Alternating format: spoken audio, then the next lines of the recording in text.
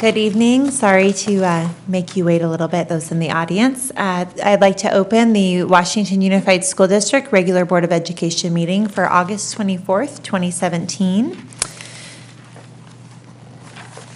And first we will do the pledge. Sue Macy, would you lead us in the pledge, please?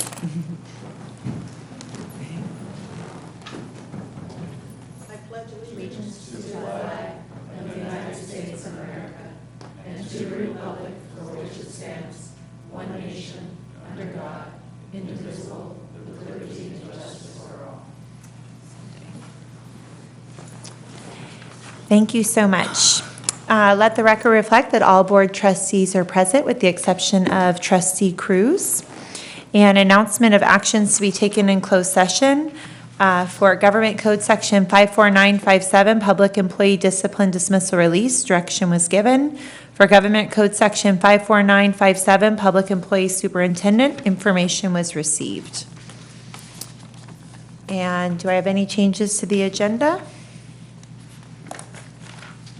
Not, can I get a motion? So moved. Second. Okay, the motion was made by Board Vice President Pizzotti and seconded by Board Trustee Acala. All those in favor say aye. Aye. I too vote aye. And that takes us to the WTA report. Don Stoffer.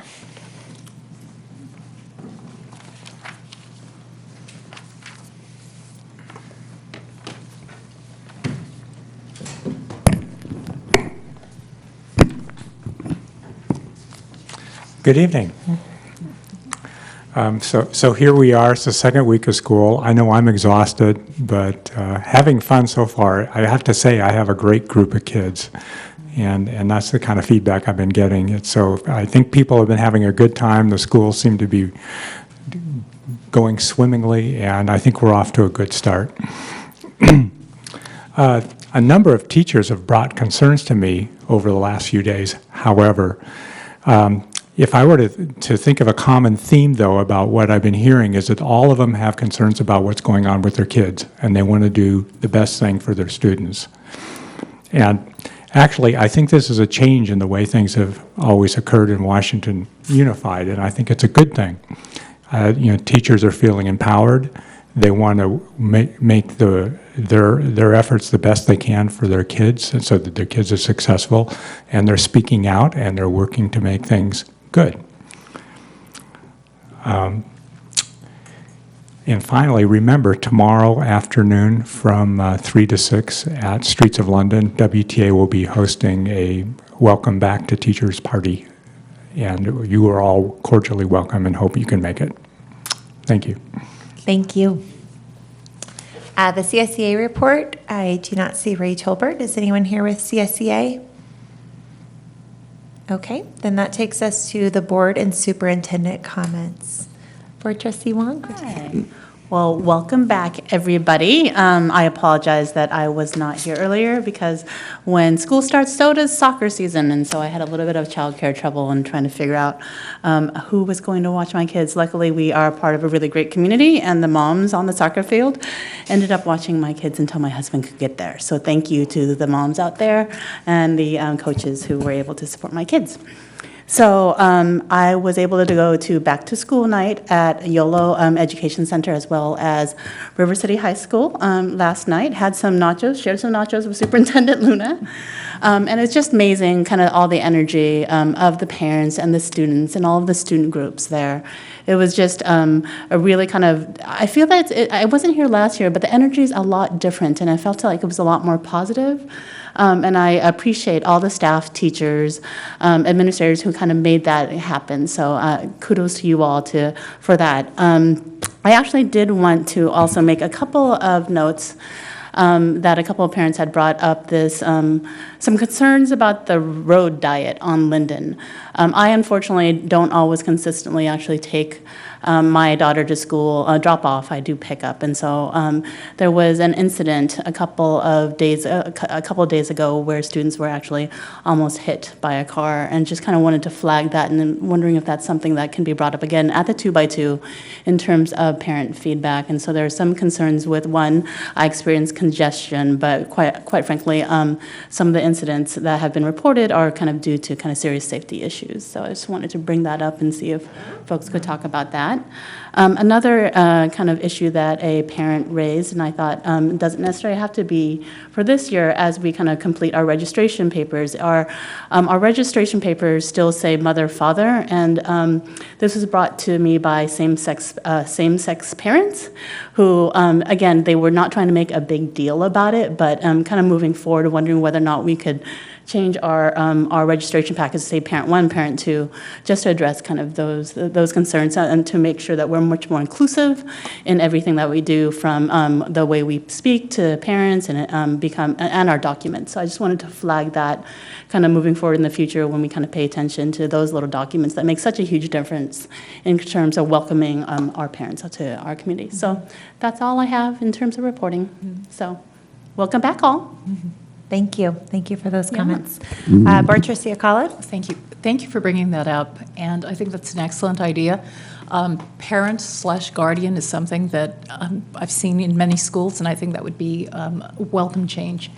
Also, I was also approached by parents out at Stonegate. They told me about the incident, so great idea about the 2x2. Perhaps it's also something we can have on our agenda maybe next time and have some discussion on it.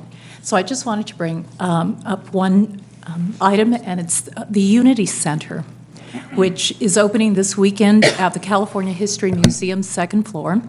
And the Unity Center celebrates diversity, and it will also serve as a place of healing in this time of extremism. WSD's pledge to provide our students with quality education in a safe environment would be greatly enhanced by a visit to the Unity Center. Dolores Huerta, who is the co-founder of the United Farm Workers and is a champion of civil rights, will also attend the opening ceremonies this Sunday from 10 to 2. So I'd like to encourage everyone to attend, and perhaps this is maybe an idea for a field trip for some of our schools. Thank you. Thank you for that. Board Vice President Bizzatti? Thank you. Just right off the bat, we did discuss that at the 2x2, the road on Linden, right by Southport. It was brought up, and we had conversations about it. Also about that they're painting a, right now it looks like, the way they have it structured, it looks like parking spaces where the bus stop is. And when they're done with it, it will look purely like a bus stop, and these are not to be parked in. But we did talk about the widening of the road and how that is supposed to relieve congestion down there. So it's something that we have talked about too, but just to let you know, we will probably have more conversations about it as the time goes on. But So, yeah, I think that, the student, yeah.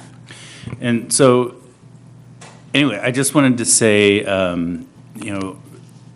as a father of a little girl starting kindergarten, I've never seen this side of first day of school before, and it was a really unique experience to me.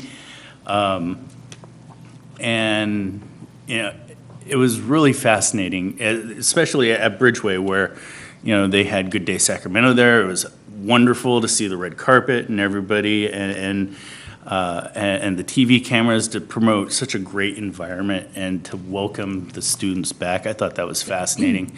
Just share my little personal story about, dropping my daughter off at the first day. She's kind of shy. She's not sure around people she doesn't know. And I was really, really nervous about how she would do. And I was afraid she was going to cry and scream for daddy. And nope. She bolted. She found kids, she found playground, she was off, and it ended up making Daddy cry a little bit. So, thank you. So, I just wanted to say, thank you to all the teachers that were so welcoming, and all the staff that were so wonderful, especially the playground staff that made everybody feel, so warm and welcome, and help them understand how the structure goes, and especially the people that were the crossing guards that were doing such a magnificent job trying to keep the traffic, especially on that first day of school when it was so busy and so congested. I was really impressed with how it went. So congratulations to you on that, Grace. It was wonderful, and your staff did a wonderful job. So that's it. Okay, thank you so much. All right, thank you to Trustee Wong also for going to the back-to-school nights. It's nice to know that when things come up in our lives that we all kind of have those covered, and that we're have people at all of those events. So I appreciate you doing that. As well as bringing up the registration paperwork, which I think it's pretty glaring that that's ready for a change. And so thank you for that. As we think about that, possibly also that we streamline what schools are doing in terms of releasing class lists and other things, because from our role, we get a lot of phone calls, this school did it this way, when's my list? And it causes a lot of extra, sometimes anxiety, and we can have a really clear common message if those are a little more similar. So for us to look at. And so, yes, we did talk about the road change in front of Southport, but it was before school started, of course, and it was more of information. We were receiving information about what the city was doing, and I think it would be important to revisit that now that school started. And I would ask maybe with the principals there and administration, if they're seeing issues, that we could have maybe a school resource officer there, or that we just make sure that we're getting good information on our end with concerns and what might be happening there. I also wanted to let people know, and I see a lot of teachers and administration in the room, that we have that fingerprinting, the mobile fingerprinting going around, so it'll be at 3 sites. But if parents can't make that fingerprint date to meet, because it is at back to school night for a lot of people, if they can't get over to that site, then we have an agreement with the UPS. And then, so people can always right now get fingerprinted for free on their timeline. So if they can't meet it there, that is our commitment, which I'm very thankful that the district moved in that direction. And we didn't talk last time up here, we forgot, we just get so busy, but about National Night Out. And I bring it up because we had a good time. This time, Board Vice President Pizzotti did not go down the water slide in a suit, but my daughter did go down in her full clothes, which, we're quite the group out there. But we talked about having possibly another bus maybe, and having principals as well come with us, and maybe some teachers in the district come with us. And I think the community would love that, and I think that you would love it too, because it's a really neat way to connect, and you can probably answer some of the questions that we can't ask or answer to with the community. But it's a fun thing, and so I think that would be a great move. And I have been to 5 sites, been to 5 school sites now, and each, I have more to go, so if I haven't been to yours, I will. But the common message I've been hearing is that things have been smooth, that it's been a great, smooth start, that there's good enthusiasm. It's been very, very positive getting out of the school site. So I appreciate hearing all of those pieces. And then when there are issues or hiccups to work on, talking about those too as we move forward. And I had another piece here. Let's see. I wanted to give a shout out to food services, and we will be talking about this. It doesn't say for future board agendas, but we will be talking about food services again as well. I completely forgot. But my own child, I was nervous about, going through the cafeteria her first time as a first grader, and I walked her through, and I made her a giant lanyard to wear with her number on it. It was probably a little bit excessive, but everyone was so wonderful about it. When I called the school and I said, I don't think the money in the account went through yet. It takes a while online, and they said, oh, don't worry about it. It'll be fine. Don't worry about it. She'll be fed. And even though I bought a whole bunch of cute new lunch boxes and things, she wants nothing to do with my lunch. She is sold on school lunches, and the process has been streamlined. She's memorized her number, and it's been great to see that. So we hear it from other kids, but sometimes as parents we have to walk through that ourselves. So thank you to everybody who's working hard to feed our children as well. And then I'll end with the note of what we'll be doing this weekend. We know that as boards, it's important for effective governance to look at our relationships, look at our visions, and look at the way that we're doing business. And so this weekend, we will be together working on a special board workshop. Can I just add to the food service? Because Sure. Again, as we spoke about the community eligibility program earlier, that a couple of our schools are eligible for all the entire school to receive free lunch without kind of verification. And so we're revisiting that after looking at our enrollment numbers. But also, what also had prompted some discussion is the Elk Grove had adopted a policy to not provide alternative lunches. And I know we had a robust discussion about that and trying to look at what our numbers would be and what the finances would be to kind of cover the costs for real lunch and not an alternative lunch for kids that are often embarrassing. And so appreciate that. So thank you for reminding me about that policy, and excited to see what our next steps might be on that. Okay, thank you. So that will take us to Superintendent Linda Luna.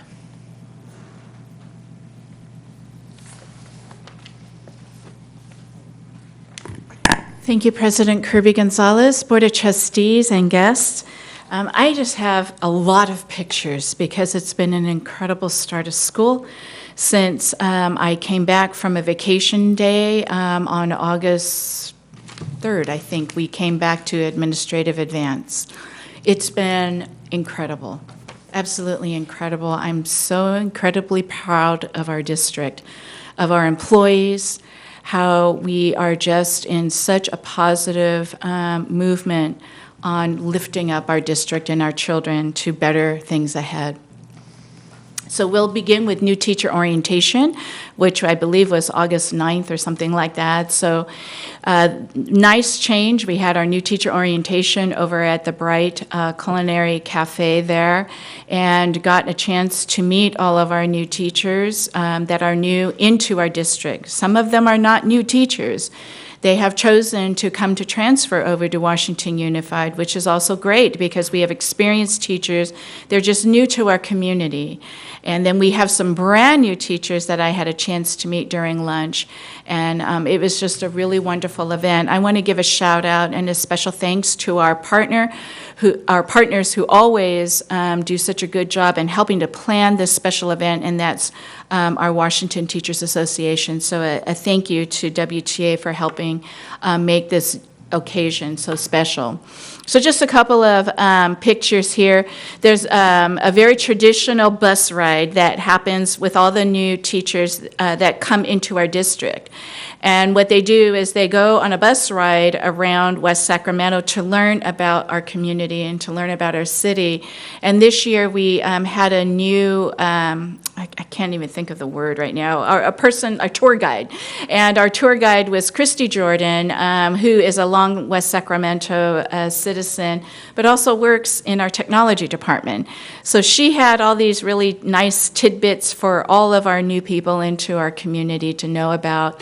We added something, and that is all of our schools and all of our departments. We wanted them to come out and greet all of the new teachers on the bus when the bus passed by their school or their department. So that's what you're seeing over there.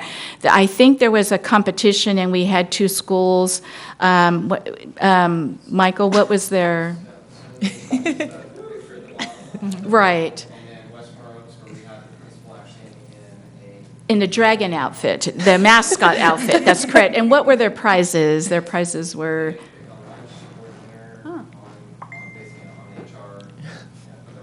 There you go. So it was a great, great morning, and really nice opportunity to meet all of our new family members, right? There's just a couple more. Oh, there's your dragon, you can see, and on a hot, blazing afternoon. And you even see the Raider mascot there, Principal Moisich will just do anything to get a free meal. So it was just a really great time, and really exciting, very unique, because most school districts don't do special things like this. Now we'll go to our first certificated welcome back breakfast day of their contract, which was that following Monday. And as you can see there, if you look really carefully, you'll see all these different school colors because there was a competition, of course, going on of who's going to have the most spirit. And the activity was who's in the house.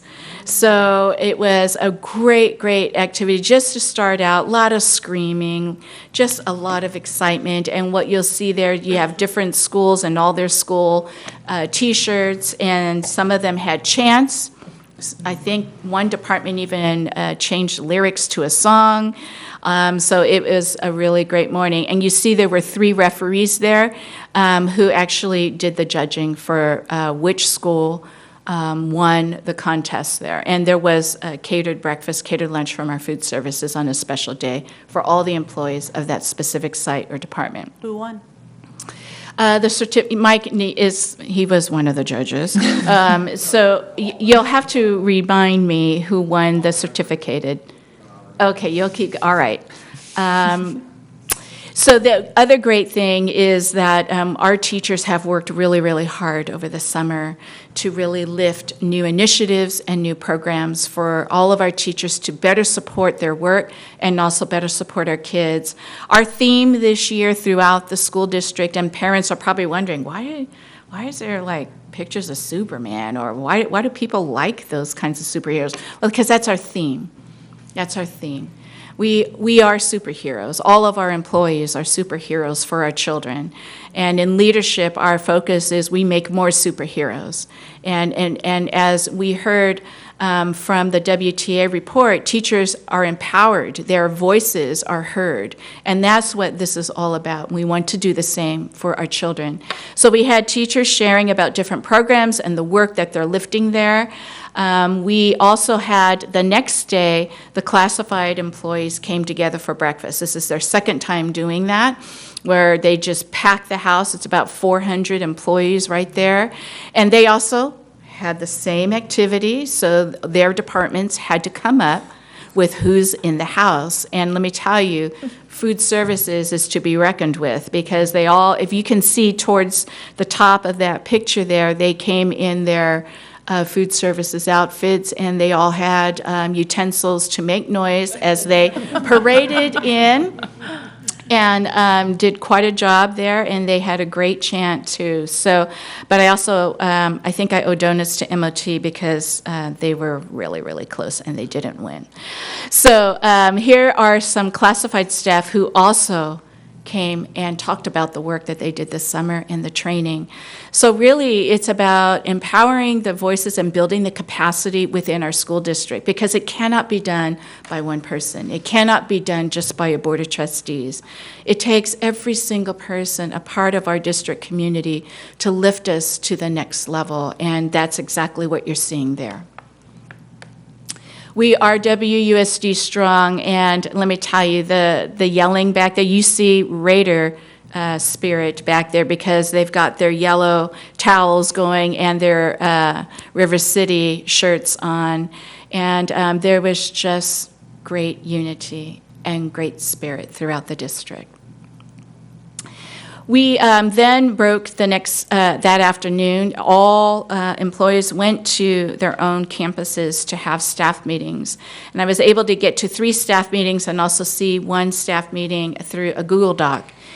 And let me tell you, for the first time in our district, it actually, all of the principals came together to concentrate on some very important things and not just talk about the recess schedule or all of the other kinds. They are important. But what was important is to set the tone of what our concentration is this year, and they talked about growth mindsets. All of us are learners. The other thing they talked about, what I sat through in 3 school staff meetings, was that they were talking about their school culture and taking a look at what is making their school culture from the past, where is their school culture today, and what kind of school culture do we want to be.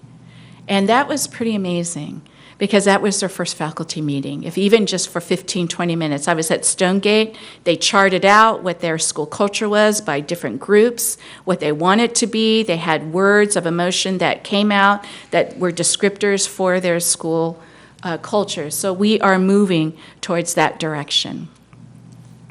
There's just, Westmar Oaks had that also, and you see they've got their superhero gear going on. This is Stonegate's staff meeting there. They're collaborating about the school culture. And you see there on the left there, everyday heroes. So everybody's just taking on to the hero concept. Then we go to the first day of school, which was Wednesday, August 16th. And we want to give a shout out to Good Day Sacramento for joining us here in Washington Unified for our first day of school. There was a red carpet rolled out, but not just there. I want you to know that we went to different schools, and other principals said, well, if we don't get Good Day Sacramento, we still have a red carpet. And let me tell you, it was really great. This is going to be a new tradition. Every single school is going to be a red carpet rollout in the morning. First day of school. We're going to make all of those little snapshots there for families to take. Parents loved it, that they could do that with their kids. So it was a very, very positive start to school. Our Westmar Oaks administration rode the bus on the first day of school to greet their students. And so they're out there just championing our bus drivers and also their students that ride. I also went into some classrooms, and I was over at River City going into a couple of math classes, and here, lo and behold, it's integrated math, and the teacher tied in what we talked about on the Welcome Back breakfast of growth mindsets, and the principal talking about growth mindsets. And the teacher picked it up. That's her bulletin board for her students about learning math in a growth mindset. So things are just aligning, and there's a theme going on, and it's a very, very positive turn for our district. Over at Westfield, I visited what we're looking at in experimenting with flexible classrooms. It's kind of a small picture, but if you can see, just take note on some of those things inside the flexible classrooms. You see there are no desks that are in rows or even in groups. I think if I was going to be a student in that class, I would have fought for the IKEA chair, because that's a very calming chair. It's a little bit of a rock, and it's good for good posture. We have a student sitting on one of the posture balls, those big red balls where you can sit on it and it helps your back. These kids are taking a test right there. They're taking a math test. So I went into a classroom of the same grade, into a traditional classroom, taking the test, same test, and let me tell you, it's a different feeling in learning. So if you think about how do kids learn at home, how do we learn at home? How do we learn best, even in our offices? And we do lots of comfort things, like getting things for our feet to get them off the ground. We get pillows for our backs. We do lots of different things for our own comfort. So this is a different lens to see what is the comfort of our kids learning, because it's very different. It doesn't have to be in a desk, in a row. So we're exploring that, and this is for Westfield Elementary. The teachers really globbed onto it and received different resources for that, and the kids are digging it. They're really loving it. So Westfield added a transitional kindergarten classroom, and while we're looking for a teacher, I thought, I can go in, right? I'm going to go visit the classroom. And so I brought out my music education equipment bag and had a wonderful rigorous time, rigorous on me. I don't think it was rigorous for them, it was rigorous for me, teaching a music education lesson to our TK students. And it was really just a joyous time for me to be able to be with kids on the carpet, letting them explore different sounds, different instruments, different rhythms, lots of singing. And it was really cool. So that was a really great part of my day.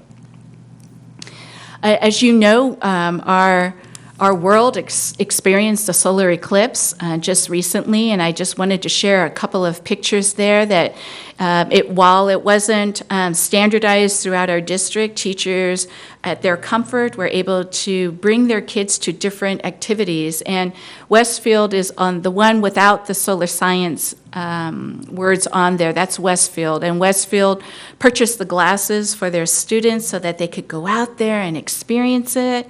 I know that teachers had other different kinds of lessons in the area of science. So while it was very, very quick in passage, I think our kids will remember that. We want to give a shout out to Bridgeway Island. They had their back to school night for only their middle school.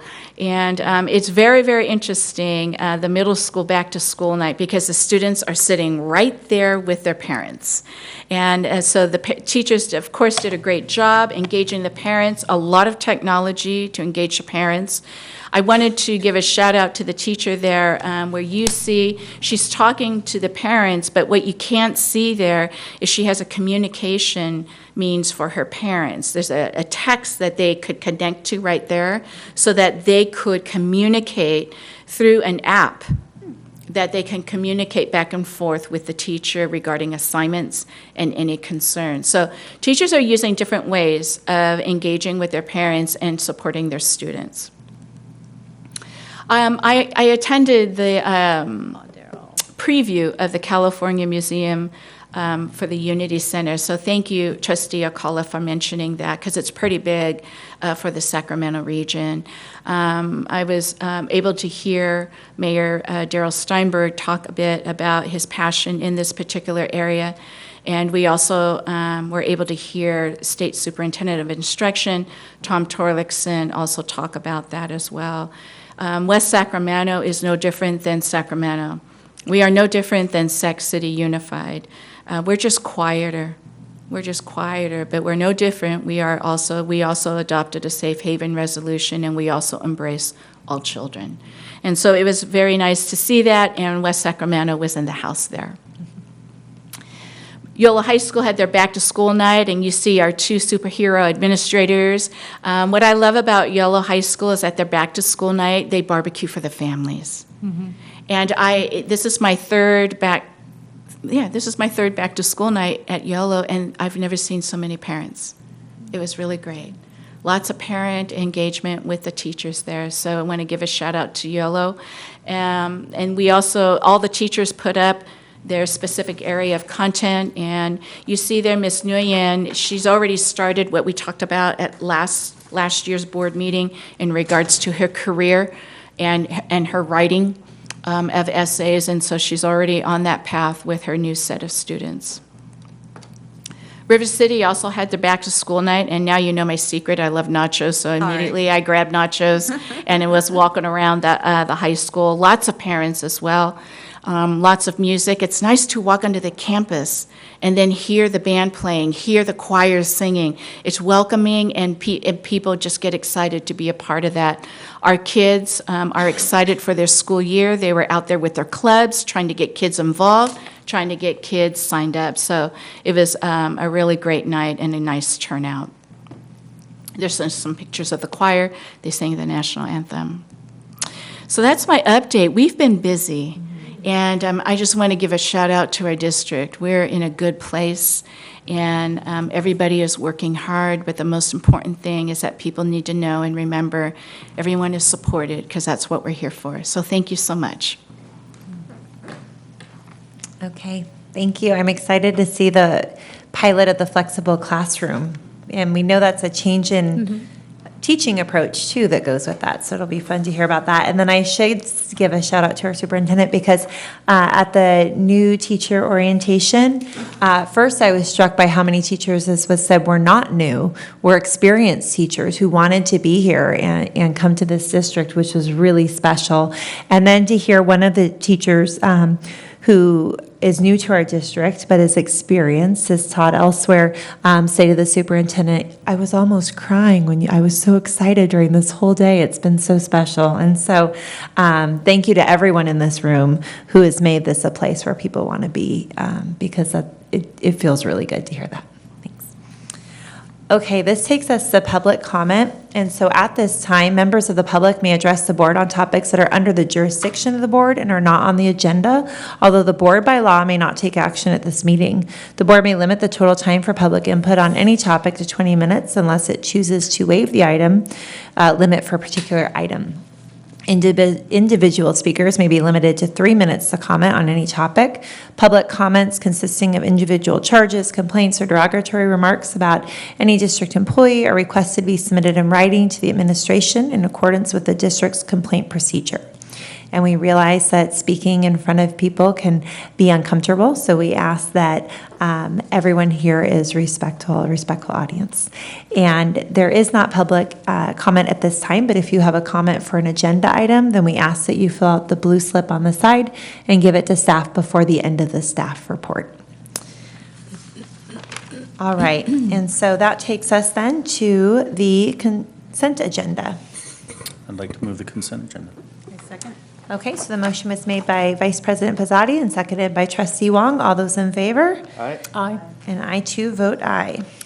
President Kirby Gonzalez, thank you so much for the board for approving the consent agenda. If we could just take a moment to maybe meet face-to-face what you've approved in the consent agenda. What I'd like to do is ask our Special Education Director, Sue Macy, to come up and perhaps introduce to you what you've approved on item M10, our community representatives.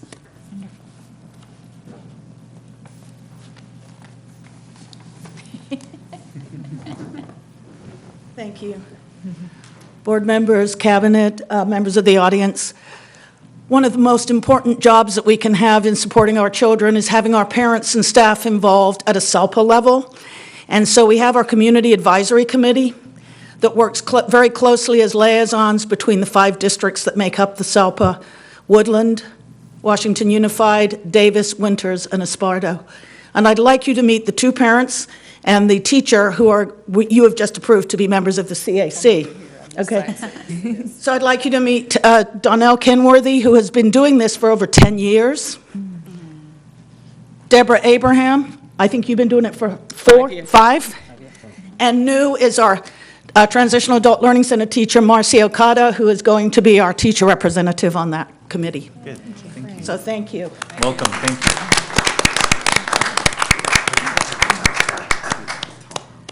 Thank you so much for giving your time and your time this evening too, although I know you have a much bigger commitment that you've signed up for, but thank you for everything. All right, that takes us to information discussion items. We have N1, the special education update with Superintendent Linda Luna.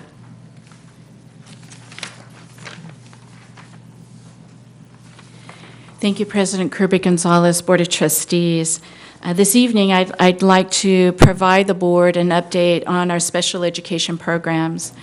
And so I'm going to just give a little bit of context first and then roll into the purpose of giving the update and why it's so critical to create systems and a plan to have in place for our district. So I'm going to start first with our mission statement, because everything that we do should represent in some manner our mission statement so that we can get closer to becoming exactly that. The first thing I highlight is in red there, the gateway to extraordinary possibilities. And when we think about that, usually we think about, oh, you know, how high can we go? What's the best college that we can get into? But extraordinary possibilities don't always look like the best, the most expensive, and things like that. Extraordinary possibilities are different for every single student because every single student is a unique human being. And that is our goal in our mission statement, is to try to address every single individual of learning and what their needs may be. The second part that I've highlighted is in blue, and that's about challenging and supporting all of our students. And so that can look very different. It could look like AP classes. It could look like multiple takes of the SAT. It could look as basic as additional hour of tutoring to understand math a little bit more. And that's what I mean, again, by the unique needs of each individual student. So that's our premise of building our programs and building our systems. Also want to remind us that everything falls under the umbrella of general education. Everything does. So what that means is when needs are identified or students demonstrate that they need extra help and support in certain areas, it doesn't mean that they're out of general education. It means they're still under the umbrella of all the rights, the constitutional rights of general education. What it means is it's our responsibility to get those supports into place so that our students always stay under general education. So what that generally looks like is our English learners fall under general education. We've put a lot of support into English learners. They are under the umbrella of general education. They are not a separate entity. The same for gifted and talented. The same for any students who need intervention, because these are the general ones that we usually hear about. And the same is for our students in special education. We all fall under the umbrella of general education. The most important thing about looking at all of our students, whether you are an English learner, a gifted and talented student, or a special education student, the most important part of general education is to be in a least restrictive environment, meaning that it builds your independence as a learner. It builds your resiliency. It builds your skill sets. It builds your critical thinking. So the least restrictive environment means that the student is able to be challenged in their learning under that umbrella of general education. And sometimes students need more, a little bit more than others. Okay? But we always strive for that least restrictive environment. And the least restrictive environment is the general education classroom. So last spring, I brought to the board a request to have a self-assessment done. I'm a learner. I love learning. But in order to learn and to get better, we need to know what to get better at. And it doesn't mean that it's bad. It doesn't mean that we haven't done well. What it means is sometimes it's good for somebody else to take a look at us and then help us to know what our next level should be. So I want to thank the board for taking that step of self-assessment, because self-assessment means that we're just going to get even better. And we asked Fiscal Crisis Management Assistance Team, and that's an awful title. They're known as FICMAT. It's not about a crisis. It's not about anything fiscal. It's just about somebody looking into our district to tell us what areas do we need to focus on. So we did that in the spring, and it was a very lengthy self-assessment. It was about how do we do business in the area of special education? What kind of programs do we have in place? How many kids are in all of our programs? How many students are at each school? What kind of services do we offer? How many kids aren't in Washington Unified because they have to go to another school to receive their services? They looked at everything. And based on that, we are going then to focus in a multi-year plan. And a multi-year meaning that it has to take a few years versus trying to fix everything or get better at everything right now. Because it's about systems, it's about building blocks so that we all then have strong foundations. So in our multi-year plan, what I'd like to propose to the board is draft a multi-year plan that focuses in the following areas. These 7 areas are the areas that we as a school district can look at and strengthen our systems and our comprehensive programs and services for our students to even get better services. So what I'd like to do is just take the board, what does that even mean? So like number 1 here, a multi-tiered system of support. Now you've heard that. Nicole Latimer has been newly hired as a program specialist to come and help lift this work of MTSS. MTSS is not new in the field of education. This is in every school district. And so what we're doing now is building a strong support system using the MTSS guidelines. It is also aligned with our LCAP and strategic plan under these particular goals for MTSS.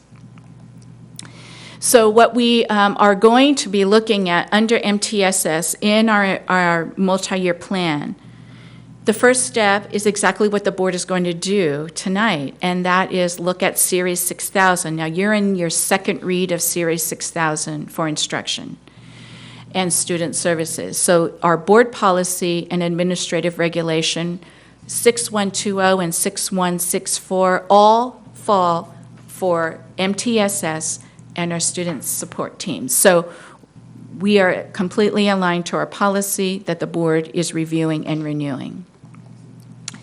I talked about the program specialist. I think Nicole is here. Are you here, Nicole? Yeah, there's Nicole right there. There's Nicole. And then we also are working on providing training and support to all staff, and not just our teachers. We have paraeducators that work with children. And so we are committed to ensuring that our paraeducators over the years now will engage in training about what intervention is, about how to help our students while they're in the classroom with our students.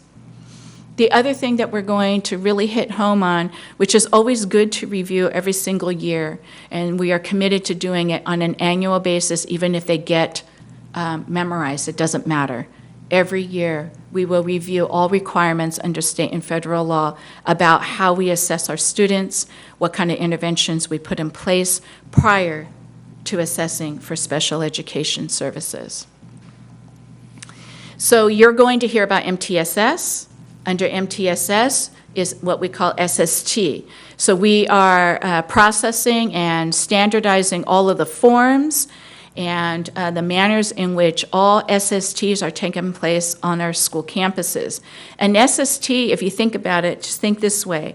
If I am having a hard time in reading, and the teacher has done lots of different things to help me in reading, then we go into an SST process. That's the first thing that is required to happen before any students get referred for any special education testing.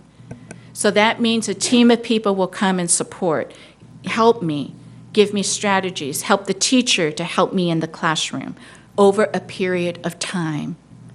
After a period of time, we come back again. How's Linda doing? After that, if Linda's not doing well, if I'm still failing and I am not improving, that's when we go into another level of MTSS. And then another set of interventions will be in place. So you see, it's still under that umbrella of general education. I would still be in the general education classroom with my peers, just having different interventions for me. So this is work in progress, and this is heavy lifting, and this is going to be the strongest foundation for all of our services for our students are these two processes of SST and MTSS. The second area that we are going to be working on is improving our continuum of services, again, in the least restrictive environment. So it's about training. And so each year, what we're going to commit is that the board will be brought each year a professional learning plan, specifically in the area of special education training. It could be part of the professional development plan through educational services. It could be part of that, but specifically called out on how we are helping our teachers and our paraeducators and our families in the area of special education services. We are also going to look at, in our least restrictive environment in this coming year, we're still in that self-assessment mode. We're going to look at how many students are receiving partial services, that's during the day, maybe 30 minutes a day, twice a week. We're going to look at how many students are receiving services for 50% of their day or more every day. That's much more restrictive. We're going to look at models in other high-performing districts about what least restrictive environment successes looks like. And we're also going to look at other related services of behavioral, social, and emotional support, of which our supplemental and concentration monies have gone to do. So now we align it with our MTSS and SST processes. We are also going to work on better communication with our parents, and you're going to see this again. But specifically, I believe in handbooks because everybody wants something with them, right? So as a matter of fact, I forgot to show you We already are working, have the MTSS manual that's in draft form. So that's part of our focus area and plan throughout the year. And so we had a team of people working on that. Also want you to know there's a draft of an SST best practice manual here that a team of people put together, and we're going to just review that and make sure it's the right fit for our district. But it's about process. How do people know how to go through this? Special education has also gone through an IEP manual for special education staff members, and we're going to create one for parents so that parents know what their rights are, they know what the processes are, and they know how to get the support that they need or the services whenever they have questions. So we are all about process and systems. The next area of focus in our self-assessment that we're going to look at is special education staffing. And we're going to look at both certificated and classified staffing. And what that means is ratios. One teacher, how many students of caseload do they have? And that should be an annual review, annual. Now, I'm saying that it should be, but what you're going to see in the plan is it's going to be a monthly review in the administration. So every month, our SELPA is going to work with our special education department and our educational services to do a monthly review of how we are in our caseloads and how we're handling our parent meetings. So the second thing that we're going to look at in terms of staffing is how many of our students in Washington Unified are attending schools not in Washington Unified for special education services. And we just want to make sure that when students leave our district, that they really are going to an appropriate setting, and perhaps we can provide that here. So if we're sending 6, 8, 10 students away to a specific program, it would be more cost-effective, but more importantly for the students and the families to stay in their own school community, because that is the goal, is to have our students stay in their community with their peers and their families. So we are going to be looking at that as well. Again, I mentioned the professional learning plan. What kind of training are all of our staff going to receive? And then again, the handbook that I showed you here.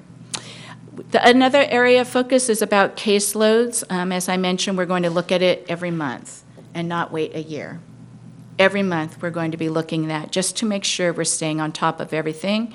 Monthly review, not just of caseloads, but also our IEPs and triennials. There's a lot. There are over 800 students that are identified in our district with special services. That's 800 annual meetings, 800. And those annual meetings also will ensure that we have the team and the required members present. The other area of focus is organizational structure, and this is very important for a school district because things change. So 10 years ago, perhaps the staffing 10 years ago and the organizational structure of a department or a school district may not be fitting for today in 2017. And it will be the same in 5 years from now, in 2022. Perhaps the staffing and the organizational structure 5 years from now will not look the same as 2017. But what we must be grounded in is based on the student needs is how we organize our structure and how we provide our services and our staffing. So the first thing is we have a director of special education, and you've seen Sue, and she's brought great leadership to the department. The second thing is work on professional learning communities. Our special education teachers need time to be together. Everybody is busy on their campus, but we all cannot walk this alone. We must have our colleagues with us to support one another, to talk about challenges or celebrations of what's working. So we are going to be working on the professional learning community model for special education staff. We're also going to lay heavy on protocols and procedures, because that's what these are right here. Because when we have those in place, then we know what to do next. Now, it's not necessarily, doesn't mean that it's set in stone, because every student is different. but at least it's a guide on what our next steps are. So next, we're going to look at contracted services, and that contracted services are services that we have to hire a third party to come and service our students because we cannot get the staffing in place. So this past year, we've really struggled in having enough speech and language therapists in our district to serve the amount of students who need those services. So when a school district, and this is not Washington Unified, this is every school district, but when a school district is unable to fill all of their special education positions, we have to go out and find a third-party entity to come in and provide the services. They are not our employees. However, they are certified to provide those services. We all know that the best services will come from our own employees because we can train, we can invest in our employees to stay and work on the longevity and just the community part of having our own staff. So we need to work on this because we are unable to fill specific related services such as speech and language and also our psychologists. So part of the self-assessment from FICMAT was we need to enter into discussions on identifying the barriers that is keeping the district from hiring, from getting people to come into these particular positions. And when those barriers are identified and we look at the data, we look at the trends, we'll bring that to the board because we have to come up with solutions on that. We want our own people. Our children want the consistency of our own employees, knowing who their language therapists will be throughout the many years at that school. So here are our next steps, because that's a big plan. So you understand why it has to be multiple years, because it can't be done overnight. But we have already had a great start to many things. We didn't wait for FICMAT. We didn't wait for that, for them to talk to us and say, here's what we would like for you to work on. We didn't wait for that. What we saw in conversations and observations, we immediately started working on. And so here are some more next steps. In the multi-year plan, it needs to be chunked into the multiple years so that we just don't take everything on at one time. So we're going to have a group of staff members look at that and see what is reasonable because we want to be successful. The second thing is that the board needs to hold us accountable. The board needs to hold us accountable for an annual review to ensure that this plan is being implemented correctly and faithfully. And it's not about the plan. It's about high-quality structures and services for our students. So that is our special education update, and I'm doing it this time because it's a big lift. And when you have a self-assessment, sometimes people worry that we're doing something wrong. Quite the contrary. It's a self-assessment is about growing and learning. And so I'm excited for where we're headed and what will be in place. And at this time, I'll take any questions that the board may have. Oh, yeah, thank you for actually helping, and all staff in terms of leading us down this pathway. I just have one question as a parent of a student with an IEP. Yes. And how do you actually, are there plans to actually educate parents in this process? Even though I realize that even though I actually understand the school system, I was a little bit unclear as to what the process was. Absolutely. So just, is there kind of parent education and integration? So I don't know if it's in this part of the PowerPoint, but in the comprehensive plan, I have actually added that we will have a parent advisory committee for special education. So we have parent advisory committees for the LCAP. We have our English learner advisory committees. So I have always had a special education parent advisory committee within our own district. I'm not talking about the SELPA. I'm talking about our own school district where parents would meet once a month and come for parent education, such as, here's what truly, this is the IEP process. Here are what the parent rights are. Here's who should be at the table. This is what you should be keeping us accountable for in serving your children. Now, that's kind of hard to say sometimes, but I'm saying that because that's my expectation. My expectation is that our parents hold us accountable, the Board of Trustees hold us accountable to ensuring that we provide the best services possible for our students. And when there are challenges, then we need to come up with solutions. And so I want our Parent Advisory Committee, Dr. Parsons doesn't even know about this, but I mean, Sorry, Dr. but I Parsons. think it's really important that we have that, and it's another layer of accountability. In our leadership, one of our focus areas is called lateral accountability in all of our administration. This is a form of lateral accountability for our parents to hold us accountable as well. I appreciate that. Yeah. Board Vice President Basadi? Thank you. I really, really hate outsourcing services that can be done. Me too. It just absolutely makes Yeah. me crazy. So I saw that you're looking at what are the barriers to having our own staff of speech and language therapists, psychiatrists. Have you looked back at historical problems that we've had in trying to get that staff on board? And I mean, the historical problems may be completely different than what the current problems are. Right. But I'm just wondering, has there been a historical look dating back 5-10 years, and has the times changed going forward to now as to what are the barriers? What are we seeing, for those types of services? Positions, Yeah. I can speak about what I observed last year.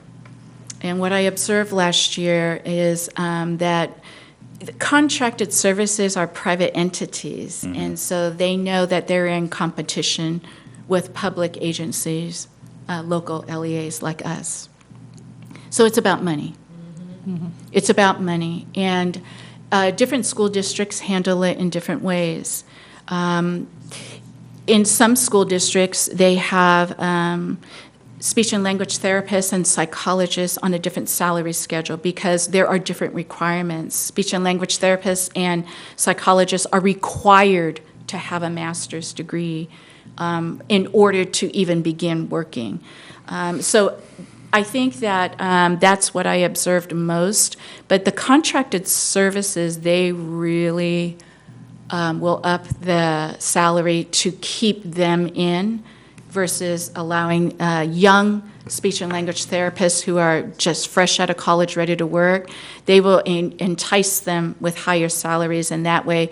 And the other thing I know that contracted services do is they lock in their employee for the year. So in other words, when a school district has to contract with a speech and language therapist entity, when we sign that contract, it is an agreement that we cannot get out of that contract for that whole year because you will then have to pay for the salary of that person. It's a very bad business. So they're basically dwindling the pool of people by locking these people in for us to hire? Private entities. Yeah, private entities, our contract entities are. Yes. Okay, That that's has been interesting. my experience, particularly in the Bay Area, Okay. particularly there. So is this something that we can, because this is a priority, this is obviously a very, very high priority for us. Is there the ability that we can raise our salary levels up to match or come close to entice people away? Or is this something negotiated? Are they in a contracted unit? This is definitely a negotiations thing that, the board can certainly discuss how they would like to approach any future possibilities. Okay, Thank you. Just one quick question, Linda. I believe at the last board meeting, when we talked about advisory boards, Yes. we had a lot of concentration, like from one specific area in the district, some schools. So I just want everyone to be real cognizant that maybe we can do some sort of outreach. Maybe the principals are aware of who the parents are more active, because if we ask for volunteers, people sometimes have a tendency to feel maybe a little intimidated. So maybe if some of the Yes. principals would be helpful in pinpointing people who may want to work on some of these advisories, we can get a much better Certainly, yes. pool from all the schools. Yes, Okay. thank you. Thank you for that comment. We will. Thank you. I agree. Like our PTOs are one per school, something like that, I think is what we'd be interested versus a cluster, from certain schools and others not represented. Thank you. Certainly. Thank you. My comment would be, so the IEP handbook you showed, am I hearing that right? That one would be for a parent, that's developed for a parent to go through the protocol too? This particular IEP handbook that I just raised up is for staff. Okay. And then we are going to be working on a parent handbook this year in terms of lots of different components. We definitely want parent rights in there. We want the different kinds of services and particularly the processes. Okay. And the most important thing for process, not only are we educating and helping to train our staff on SST processes, MTSS, what are the different tiers there? We have to help our parents to know that too, because, as a parent, when I'm seeing, I have a son and a daughter, if I saw my son struggling in class academically and seeing him get further and further behind, my initial response is, I want help right now, because it's my son. And so the most important thing for the family, whether they understand that or not, is a process. Because special education cannot be a destination.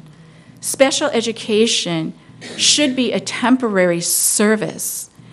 And when I was principal, I was very adamant, we are going to be able to say without a shadow of a doubt, I have done everything possible to help this student without providing those special education services, because it is an identification. And it's an identification that should never be a permanent identification.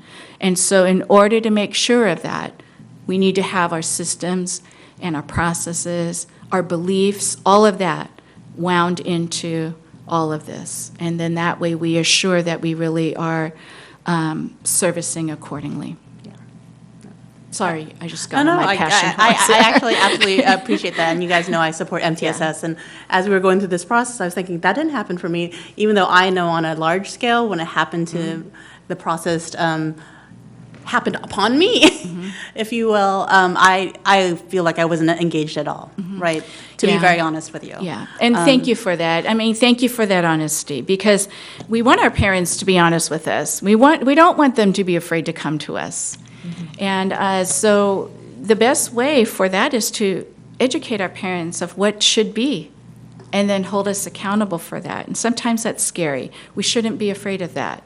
It's just helping us to do it better, that's all. Yeah. So, And I want to just reiterate on that, when we talk about wanting kids to, have an IEP for a short amount of time, be exited, I think that it really depends on the child too. And so certainly we Absolutely. don't want a child, in a place where their needs are not being met, but I want to remind everyone, it's a protection for the child if we're Right. serving them and giving them everything that they need. Right. And so we have an obligation to not just quickly, move them through, which I know, No, absolutely. I would agree. I mean, yeah, but again, just kind of the parent integration in those conversations, I think is a key part to actually helping them move along. Yeah. So that's what I was going to bring up then with my parent handbook in terms Yeah. of if it was IEP. So the SST, I want to make sure that this part, because I heard a lot about SST for staff and for principals, and but SST is a really powerful piece for parents. Yes. And the action plan very well could have some parent components to that too. And so I want to make sure that parents know that they can call an SST at any time. Yes. When our staff hopefully will get all the procedures to do that. But then also what their role is in an SST, and that, because it's really about everyone together. And Right. so I just want to make sure that that's really clear for them. And then as well as, there was a comment made about all of the tiers, the MTSS tiers being in the classroom, but tier 3 might not necessarily. And I know it's in the handbook too, that it might not necessarily be, because if they're remedial and need something, the teachers can certainly differentiate. Absolutely, they need to, but they can't always remediate while they're differentiating. Yeah, Tier So- 3, just for clarity, Tier 3 is generally the most intensive, and that is generally when special services are implemented. Yeah, thank you. And then my last piece that I just want us to look at as we do this, because I know it's a lot, and I think one of the reasons why there's a hard time with special ed teachers is because there's a lot that they do. Yes. You talked about the triennials, the annuals. There's so many meetings and paperwork and pieces that you're not even with your kids. You're just, really keeping track of all that, all the other things too, which are so important. But I want to make sure that we're looking at the time that they have. I know I heard collaboration time with them. I also want to make sure we're looking at caseload time in terms of that we're not burning people out, because I think it's a position that often does. Yes. Because there's. I agree, especially when we are short-staffed because we have to maybe contract out with a separate entity. That puts additional burdens on our own employees, sometimes covering or having additional students on their caseload. And we want our students to be served well, too. We want them to have the attention that they deserve. And so that's why it's important to monitor it, right? We need to pay attention. And that's really what the plan is about. Just pay attention to specific areas to improve on. So. Okay, thank you. Great, Thank you for thank this. you. This is important work. Okay, so you don't get to go too far because we have now before and after school care. Again, with Superintendent Linda Luna.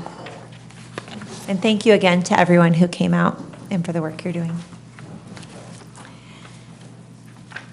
So trustees, 2 meetings ago, we had talked about the topic of after-school care. And so our commitment was to bring back information on what does after-school care look like at all of our school sites. And then we could then, in seeing that picture, then kind of see where would the board like to go. I just have a few slides here because it's a snapshot of what do our schools look like in terms of after-school care. So we have 2 types of after-school care in Washington Unified School District. So, and just to make sure that we're all on the same page of after-school care is upon dismissal. So it could be a morning kindergarten student that ends dismissal at 11:30, or it could be a 5th grade student that ends with their dismissal at 2:30. So anything after their instructional day. We have 2 kinds of programs. One program is a parent pay program, where you pay for the services, and our service provider for both schools that have a parent pay program is YMCA. The second kind of after-school care we have, and these are in our K-8 schools, is what we call our ACES program. Our ACES program is a grant-funded program that is a state program. And this particular program was meant to be for after-school safety and care, and it was during a time when times were getting tougher, where everybody realized both sets of parents were working, and kids were going home, and that's that latchkey term, where kids were going home and having to be alone while parents were working, and the government was looking at and the state was looking at how can we help with that, and that's how after-school programs like our ACES program has been in place. It was through Prop 49 way back in 2002. It was really meant, this particular program is meant for three things: literacy support, academic enrichment, and safe alternatives. In an ACES program, generally you hire a third-party entity to come and be your provider. These are not generally your staff employees. So when I was principal and I had the ACES program at my school, Boys and Girls Club was my service provider because they were in my backyard. And so kids could walk to and fro from the Boys and Girls Club even after 6 o'clock. If parents were working, even later after my ACES program, they could walk to that particular program. So the ACES program is not available to all schools. The ACES program is based on the percentage of students that are identified in free and reduced lunch programs. Back in 2008, and when they first started, the threshold for seeing, okay, what schools could qualify for the ACES program, back in 2008, it was about 40%. So if you're 40% of your school was under the free and reduced program, kindergarten through 8th grade, you could have a really good chance, you would apply and have a good chance of getting funded. In 2016, because in those 8 years, times really changed. The recession happened, and also funding has been cut quite a bit. So in 2016, the state changed the threshold to 89.1%. So if a school has 89% or more students in the free and reduced lunch program, they are the only ones at that point that could apply for this particular grant if they were not already in a grant or if they were trying to renew for another grant. So here is just for, because I figured I was going to ask this question, so just for the board's snapshot of all of our K-8 schools where our percentage is in free and reduced lunch programs. So at this point, with the new threshold at 89%, should we go into a new grant cycle, there are only two schools that would really be able to apply for the grant for a renewal or for a brand new grant. So here are all of our schools, because this is the information that the board really needed to see. These are all of our K-8 schools, who the providers are, and so you see here there are 2 schools that are parent pay programs, and that's Bridgeway Island, and that is, I'm looking here. Southport, thank you, because I highlighted those 2, but they're not highlighted anymore. Okay, so it's those 2. Everyone, all of our other K-8 schools are under the ACES program. So you see the number of students, if you'll go over to the second column from the right, how many students are actually participating in the after-school program of their school. And on the right there, the number of students on the waiting list, it varies. It varies from maybe this year, but it also varies from kids who have been on the waiting list for multiple years, maybe 2, 3, 4 years, that have not been able to get into a space. They are limited spaces. You see the maximum there is 140 based on your students, how many students are at your school, your percentage of free and reduced lunch programs. And so that's where we're at. There are also differentiation between elementary and middle school as well in the grant funding. So I think, do I have one more slide? Yeah. How about if we stop there and then we can end with work in progress in case the board has more questions? Yeah, can I ask, or I just wanted to make a quick something to point out.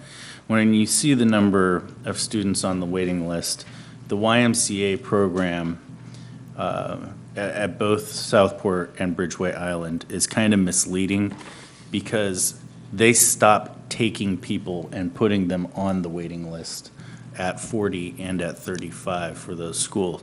So it is exponentially larger for those that would want to be on there, but they will no longer take any more people and put them on the waiting list. So for a school like Stonegate, where you see 297 on the waiting list, that may look like, something that seems to be much more of a dire need.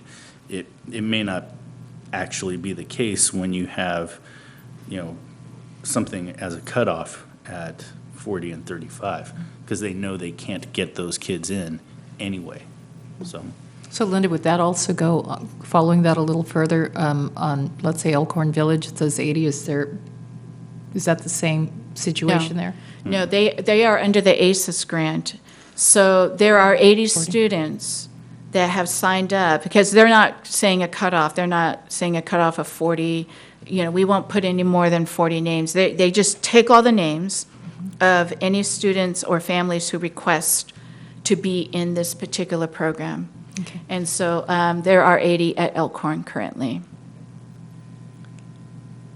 And it's hard for the families, because what I've learned is that if a sibling is inside the ACES program and a new sibling comes into the school, they get an automatic seat. So I think that there's much more to look at in terms of our district's parameters, our district's procedures for this particular program.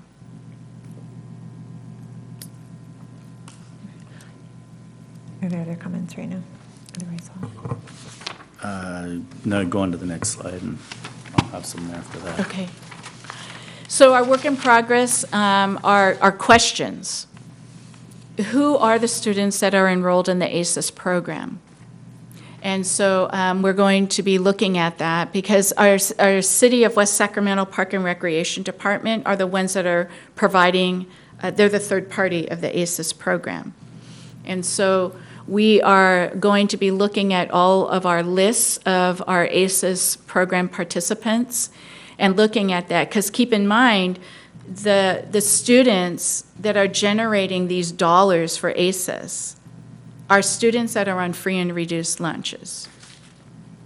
So we want to make sure that that's, what we're looking at and seeing how does that work at all of the different schools.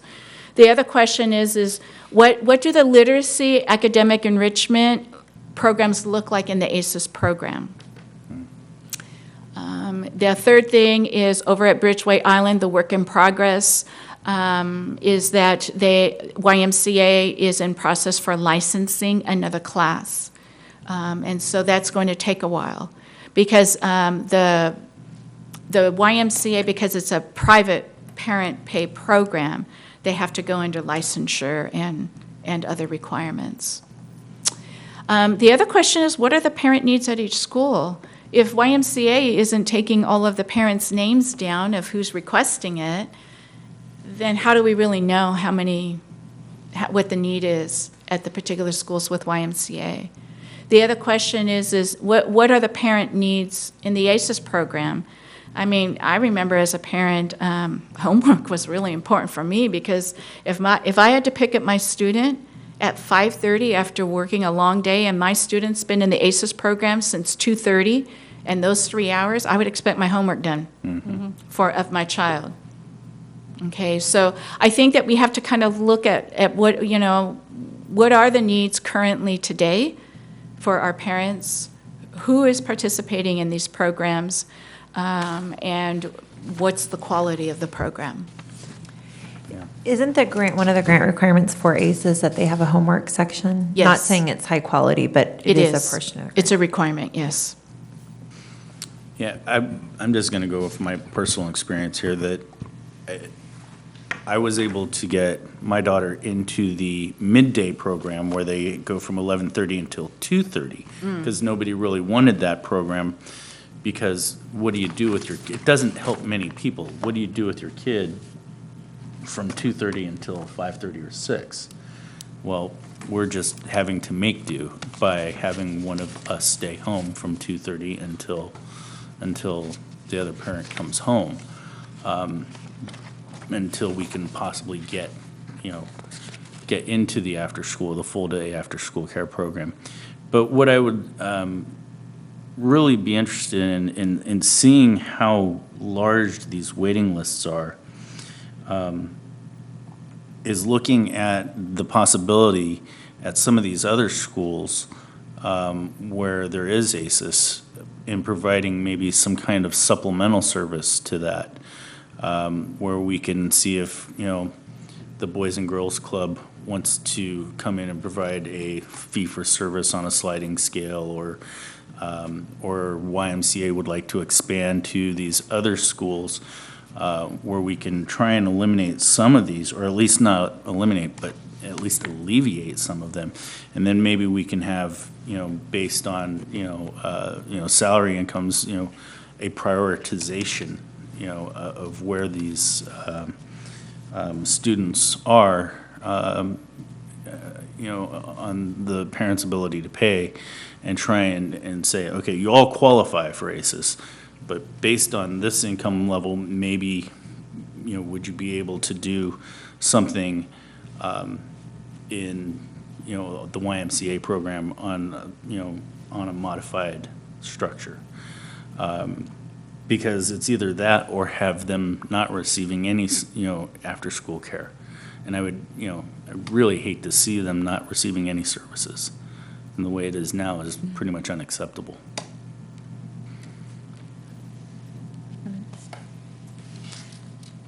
I have some, unless you have some. I really appreciate this. It's nice to know, and I appreciate that you brought up that there's a cap on the wait list, because that's important to know for the data too. But this was really eye-opening to see need, all over, and it's something that we've been hearing about for a really long time. I rewatched one of our board meetings for a different agenda item, and it was from 2015, and I said in that meeting, we really need after-school care. And so it's an issue. I mean, it's a huge issue. And now I feel it as a parent, but before I was just hearing it as a community member.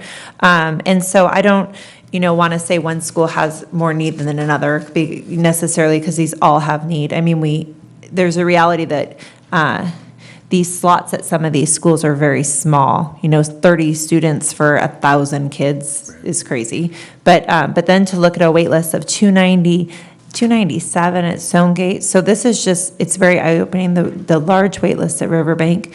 So my background was working in another place where there was ACES program and student care. And so I was just used to that. And I know people in other districts, I think Roseville's like that. There's a lot of places that have that. And so it was, when I came here, it was really eye-opening that we weren't able to accommodate more students.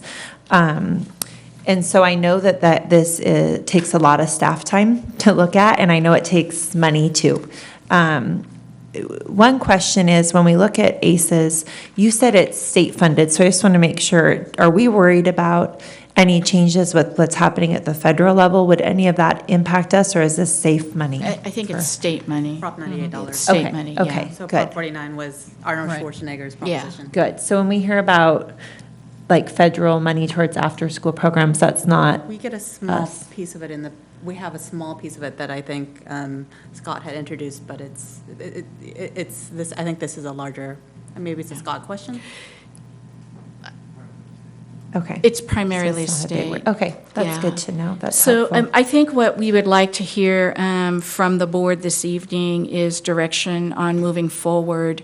I also would recommend that we hire a new staff member to take on these responsibilities.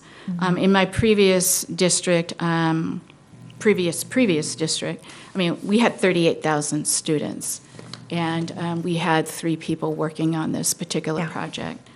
I will say that our staff is full to the brim, because we're moving on programs of special education, MTSS, SSTs, Yellow High School, Middle College.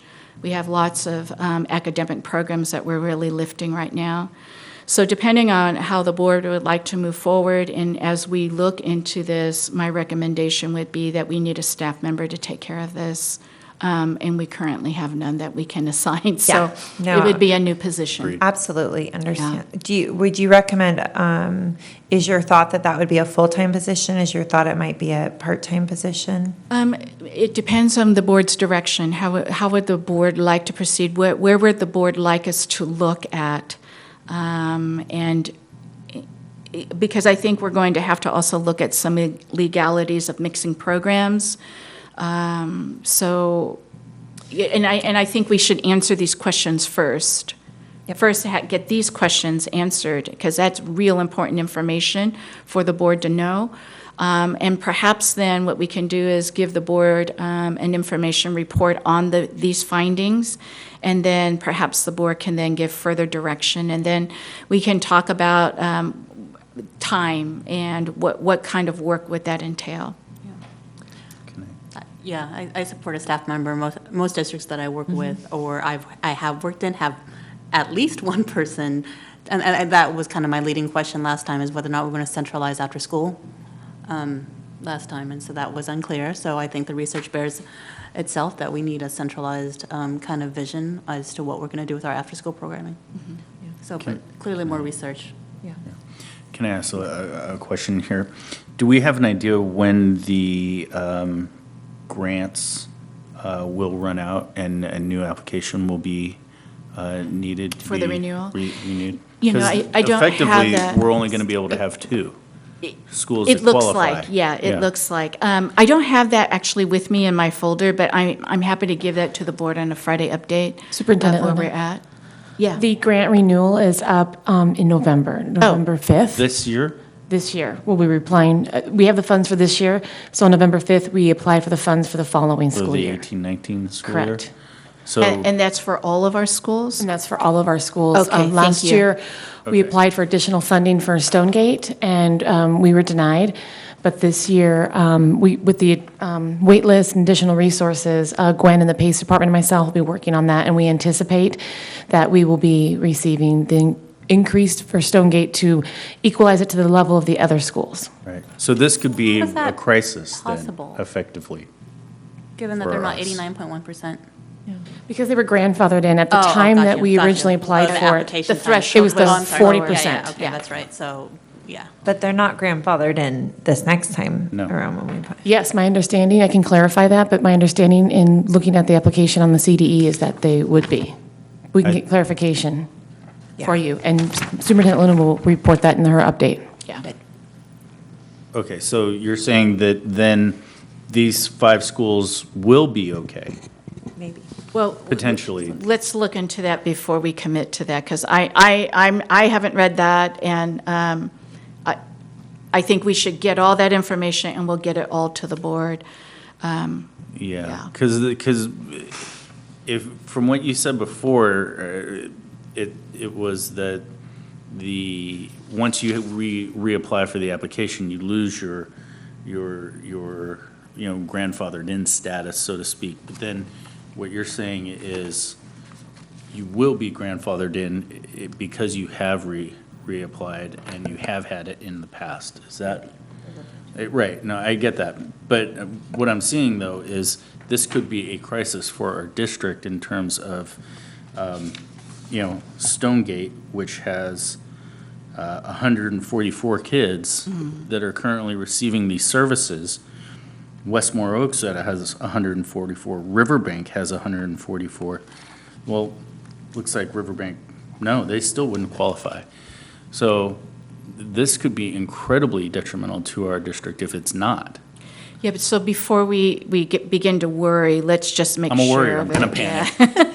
Yeah, we will definitely get those answers to the board, because I Thank you. don't want you to worry, if you don't need to. Okay. Can we add, maybe with the work in progress, just when, I know we need another staff member, but it would be interesting just to do a shout out to Yolo County, maybe, I don't know if the Office of Ed keeps track of any of this, and Sac County, to see what other districts have programs that maybe we could reach out to and see how many good staff idea, members yeah. do you have? How Sure, many? that'd be So then great. the recommendation to us, we know that we're supporting moving forward what might be needed. Absolutely. Okay. Absolutely. Any others? All right. Great, Thank thank you. you. Okay. So that takes us to action item 01, approval of employment of certificated employees with provisional intern permits.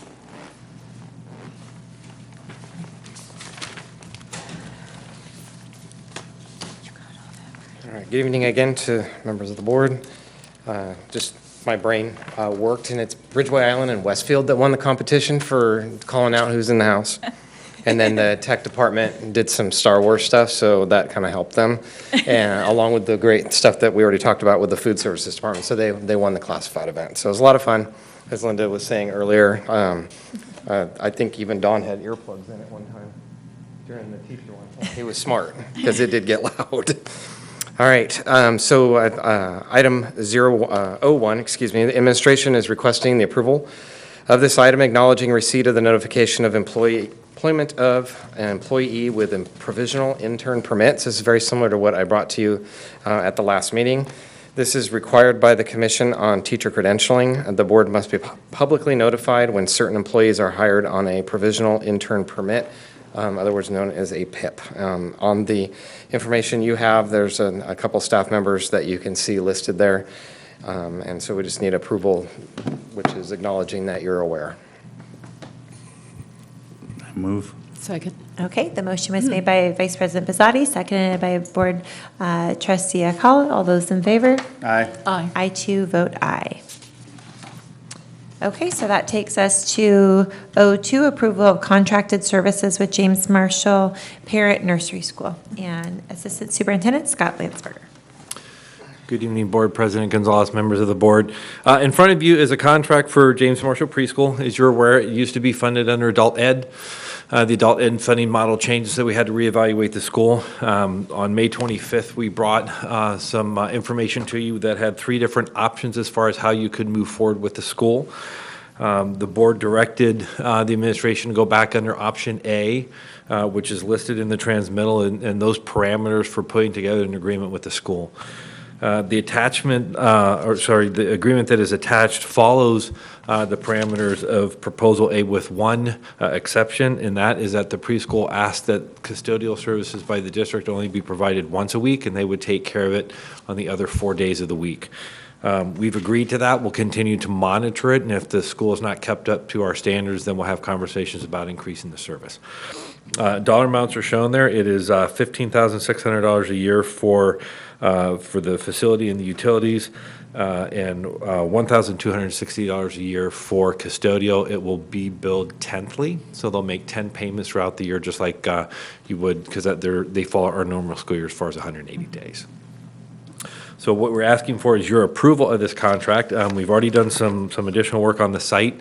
They went and had licensing come out. We had to move a fire extinguisher, and we had to change some gate hardware on the entrance exit gate that they use that's in front of Yellow, because it was a latch clasp that you put a padlock on, and we needed to change it to one that somebody could just push a button to get out. It's not a panic bar, but it's a quarter turn doorknob that they can get out. So site's ready to go. We just need to finalize the facility use agreement, and we can move forward. Great. So they want us to come once a week versus every day? Correct. And this is a nursery school where there's a bunch of kids that have their diapers changed and things need to be, they're not? Oh, well. It's a preschool. potty I don't know. training? I think it's a preschool from that perspective. Okay. And the okay, conversation. So it's 3 and up then? Yeah. So, okay. The- I was just worried about the hygiene level of that and having professional custodians come in and clean and keeping things, more of that concern level is kind of what I was thinking of, because it could, I don't want some kind of outbreak at the school because we don't have a professional custodian cleaning up every day, which I know in some nursery schools you need that to have happen, so. Since it's being monitored, I'm in favor of it, since it's parent the parents or their parents' participation. So I think this is actually a nice step on the district to kind of give some leeway with their group and some trust that hopefully it will be kept up well, and a little bit of a, it is less financially if they take that on, but since we'll be in there once a week, then the district will be able to monitor if there's a problem. So are we now having the custodian that comes in there once a week being required to monitor and assess, what is clean or what isn't clean? No, that's not going to be on the burden of the custodian. The MOT management team will go in and they'll evaluate their. Okay, good. Thank you. All right. So, no, I was just saying, Okay. going to make a motion. Okay, thank you. The motion was made by Board Trustee Akala, I'll second. seconded by Board Trustee Wong. All those in favor say aye. Aye. I too vote aye. Thank you. All right, and so now we have 03, the Washington Middle College High School Local Control Accountability Plan. And we have the principal here with us. Hello. Good evening, Welcome. President Kirby Gonzalez, board members, cabinet, and community. On the August 10th board meeting, we conducted a public hearing for Washington Middle College High School's Local Control Accountability Plan. Any responses that we've had since then were incorporated into the version that you have on the agenda. And in accordance with established practice, we're requesting approval of Washington Middle College High School's LCAP. Good with it, but we should probably wait till Jackie gets back. All right, we'll wait just a minute. But in the meantime, thank you. It was a wonderful document. So thank you to all of your hard work for that. Thanks to everybody who helped. Have you had any enrollment changes over the summer at all since you? So we're up to 43 total. Okay. 29 of those students are new, 13 are carryovers from last year. We've got 18 freshmen from, I've got a breakdown of the schools that they came from actually. 17% are from Bridgeway Island, so that's 5 students. River City, we had 31% come over, so 9 students at varying grade levels. Southport, 7 students. Outside the district, we have 4 students that were not students in the district beforehand. That's And then 1 student each from Evergreen, Stonegate, Westmore, and Riverbank. We're 25 students female and 18 males. And we're working hard, so. That's good. That's good information to have. We're currently working on when our open house is going to be, because of the stipulation that an open house day is a minimum day. That would affect the students' college schedules if we have a minimum day, but a college doesn't have a minimum day, so we're working on how that's going to work out. So I do have a question. How many of those students are Latino? I have that on this page. So our breakdowns were 55% Hispanic Latino, 23% white, 9% African American, 4% Filipino, 2% Chinese. Thank you. Okay. So moved. Yeah, great. Okay. Is there a second? Second. Okay, so motion was made by Board Vice President Pizzotti, seconded by Board Trustee Akala. All those in favor say aye. Aye. I too vote aye. Thank you very much. All right, so now we are at Board Governance P1. The call for nominations for CSBA Director at Large, African American, American Indian, and County. Thank you, President Kirby Gonzalez. Whenever CSBA, the California School Boards Association, makes a call out for nominations for any positions available, we bring it to the board so that the board can at least have a chance to look at it, to discuss it, and then provide any direction if you would like to follow up with it. Currently, the nominations for CSBA are directors at large under the representation of African American, American Indian, and county. Just for clarification, the county district director at large position can only be filled by somebody in the county office CSBA member.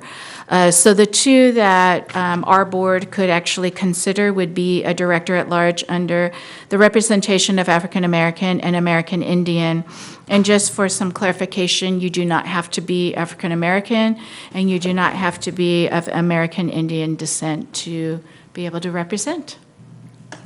I did, I did look up and see who was there before, and they did, there was an African-American woman, an American Indian woman, and I think it's important to bring diversity, and I would prefer that we had somebody who was maybe more reflective of. Okay, so we'll go ahead and Take a wave at it. yeah. Okay, thank you.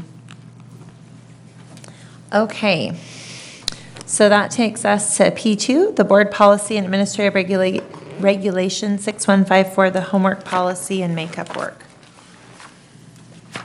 And that is with Assistant Superintendent Amber Lee. Good evening, President Kirby Gonzalez, Board of Trustees, Cabinet, and guests. So in your board packet, you have before you the CSBA sample policy 6154 for homework and makeup work. And you also have the WUSD Homework Policy Committee input and suggestions for board policy 6154. After the last board meeting, based on the comments, I circled back to a committee member and our program specialist, Erin Cormier, to discuss some of your issues and concerns. And the committee has reported that to create their input and suggestions, they really relied heavily on many different districts' board policies, but especially Davis School District.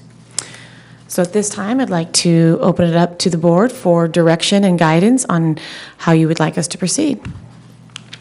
It seems odd that it's Davis because it said, because there's comments at the beginning that talk about the importance of homework, but then it says that homework is not required and it's not part of the grade, but then later it says homework will be graded and credited. So it's, I feel like we could maybe take some glimmers from this policy that is probably really long, and maybe we would want it to be a little more clear, and maybe look at the CSBA language, and then maybe grab glimmers from all the hard work that they did that we think are important. What do you all think about that? I'll ask. I would always defer to the teacher on the board on what you think there, but I tend to agree, because I definitely had concerns when this was brought to us last time about some conflicts in what we heard versus what we heard from science, so.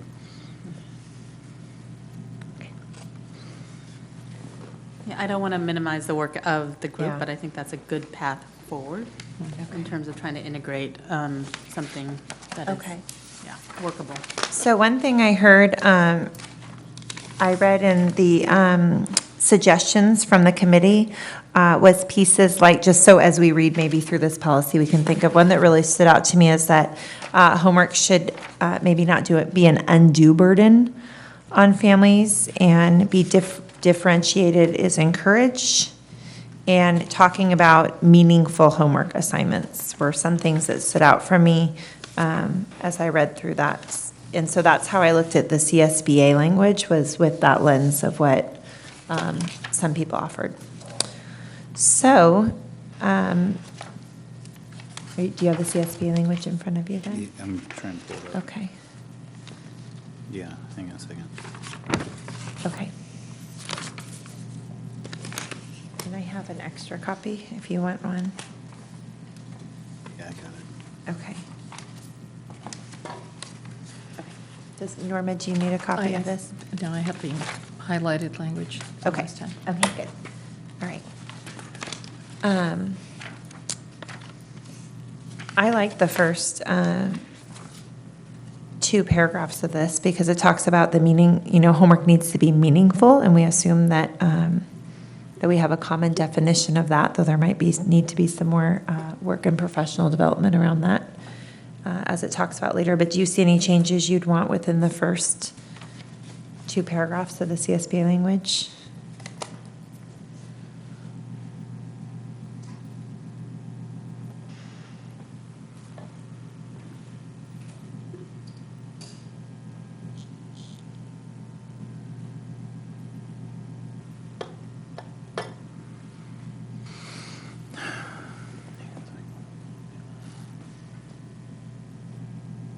Good with it?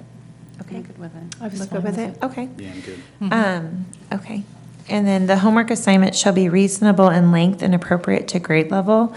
That's a piece that's really open to interpretation. And so maybe it's a place where we could add in, or it could go below, but in terms of not cause an undue burden, or the John Hattie, as we've talked about before, some of his research suggests that you could have even, under 15 minutes of homework might be as meaningful as, say, an hour or two, and in some ways I might say more meaningful. So I might, in terms of reasonable in length, even say something like brief.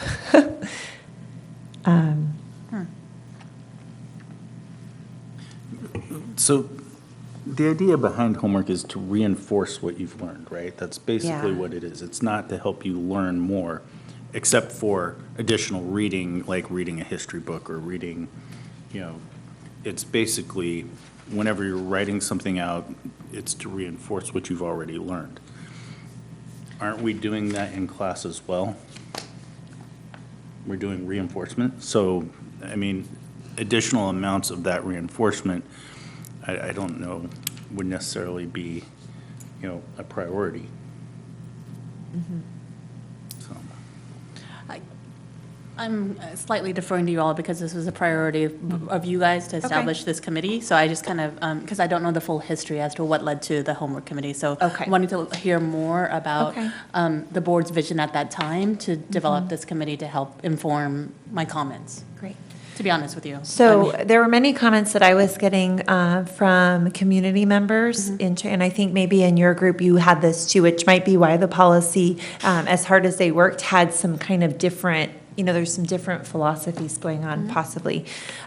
So a lot of conversations about too much, about hours of homework, about crying, about going to the, Safeway to get their kid a cookie to try to bribe them to do some of their homework, and it not being necessarily meaningful, and it not being used in the classroom. I don't think there should be any homework that's provided that's not revisited in a classroom or looked at by teacher eyes. And it's really actually liberating as an educator not to have to go through and, assign and grade tasks that are not really meaningful. So, for example, something like math could be you've taught a lesson, you assign instead of 15 or 30 problems, you assign 5. And then you revisit it in class, go through it, go over the answers. How did we do? Check for understanding before moving on with those kids. So that would be a direction I would prefer to move in, because I've heard a lot of stories, and I'm thinking more of elementary schools where I hear the complaints, and kids who, we know how important enrichment is and sports are. I know we talked about soccer. I'm now also a co-coach of soccer. And so we want our kids doing meaningful work outside, taking a cooking class. And homework, I think, has in some cases become a burden, and not everywhere. And the teacher rooms are doing it different. And from my perspective, there wasn't very much consistency. So I want to honor teacher autonomy, but I also want to make sure it's based in research and that it's meaningful and that it's valuable. And then, one thing that I would defer to is if parents want more, there's always ways to get more. We have online curriculum. We have a lot of opportunities where they could go and get maybe extra practice, but not mandatory. To add on to that, I think one of the biggest themes from the committee, what you mentioned earlier, President Kirby-Gonzalez, is the idea about differentiating. Parents who had the same teacher but with 2 different children talked about for one child it was appropriate and it was the right amount, and for another child the same homework was challenging. right. And I can just speak from having, 5 days in a kindergarten already. We have homework for kindergartners, which is fascinating to me. There are things like know your fire drill, though, at your house. No, so it's that's trying to pretty write good. your name when you've never been really properly trained on how to write your name and so forth. So it's taking my child a long time to learn how to get certain things in a proper way. And, to me, it's, how to know your fire drill. That's funny. But to me, I think that for somebody who is not used to trying to, get something right away, you're right. Taking a little bit longer for one kid may be, different than somebody who's just a whiz and gets things right away. Boom, boom, boom. That was certainly not me. I don't want our kids to be burdened. At the same time, I do see the value in repetition and trying to, I remember sitting last night at the dinner table doing about 45 minutes worth of trying to get my daughter to try and write something that she just was not getting, So it's So frustrating there for is a parents too. piece in the suggested language that says differentiating assigned homework based on student need is encouraged. And that might be good language to have. So it's not tied to it, but it's Yeah. encouraged to have differentiation when possible. That we could add in. I'm just writing down maybe some Yeah. things and we can look later where it can. You might integrate that under, kind of merge the paragraph under CF staff development. That's an area that maybe we could tweak that a little bit from the CSB Okay. report policy. That is an area that that's the area that I really highlighted as well. One was the reasonable length and appropriate, because I feel like that's very open to interpretation. But although on-time completion of homework is important to maintaining academic progress, the board recognizes that students learn at different rates. So you're right, that fits for differentiation. The next part would be my question, maybe to Assistant Superintendent. It says students shall receive credit for work. Do you know if the report card has a place to check off, like how they're doing on homework, like under work habits? Correct. I cannot speak to the secondary report card, but for the K-5, it has a box that's the non-academic side. Okay. So for K-5, it would be nice to have input maybe from some middle school and high school folks too, but for K-5, I would say that homework should not be part of their credit or their grade, because I think there's an equity piece there, that not all of our students are able to complete the work. And then somebody might have a tutor over here, somebody might have the parents sitting. I've had parents actually write work back when I used to assign homework a little differently than I do now. So I think there's a big equity piece with making homework, at least in K-8, a part of the grade, especially when the report card has a check off for the homework habits. So I think it's important to keep track of for work habits, but not for credit to a grade. That was So I would also- strike that. That was also, I think, one of the big issues for the committee. Their input is that they did not want it counted as part of the grade. Yeah. Additionally, the committee felt very strongly, the current board policy calls for homework to be made up if you're absent only for excused absences. And the committee felt very strongly like if it was an unexcused absence, they wanted the opportunity to still make up that homework. Okay. Our current board policy? Correct. But It's not a- the CSB? Correct. Okay, gotcha. The current one under review. Okay. Amber, I'm sorry, so what would be an unexcused example? If you go out of town to Disneyland, If you go to Washington DC and take your Or kids. family emergency or something like that, I'm just That's thinking, I once had to miss school, like for Yeah. 2 weeks. My grades fell dramatically. No choice, it was my parents' choice, so. we do have opportunities for independent study contracts and cases like that. But yes, currently, and for often our elementary students, they don't have a choice. No. Okay. Yeah. I would say elementary Which is why I students think never it's an have a equity choice. issue too, to put that, make that your grade, especially if we're talking about grades on mastery of standards. You don't know if students are mastering standards if they do that or not. And there's plenty of good, homework assignment too that might be, there's social emotional learning, which might be go home and interview your family about issues they might have had when they had bullying as a kid, and then we'll come back and talk about it in a community circle the next day. Or, there's pieces like that as well, I think. So is the suggestion then to strike out excused on absences and excuses in the CSBA board policy? Okay. That was the input from the committee. I think that's Yeah, fair yeah, input. yeah. And then it may or may not be relevant when the student comes back if they already went over it, in class, but they could have the opportunity if they want to. That makes sense. So the amendment is to strike that out. So strike out Excused. excuse for homework, and then strike out the credit, I think, unless you disagree with me. Well, here's my question on that.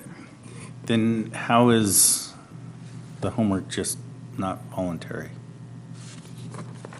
Well, there's a work habit section on the report card. Oh, okay, so that would constitute And whether it's or not still- they're turning in their, Yeah. okay. And it still says on here that, you could talk to parents when they're missing their homework. Okay.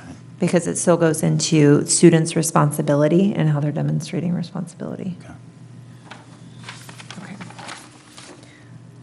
Okay, so then although one-time completion of homework is important to maintaining academic progress, the board recognizes students learn at different rates. That's where we could then put the statement about differentiation being encouraged.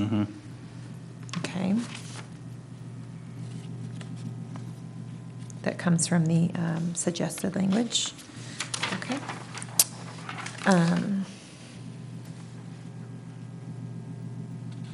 And then, although it's a student,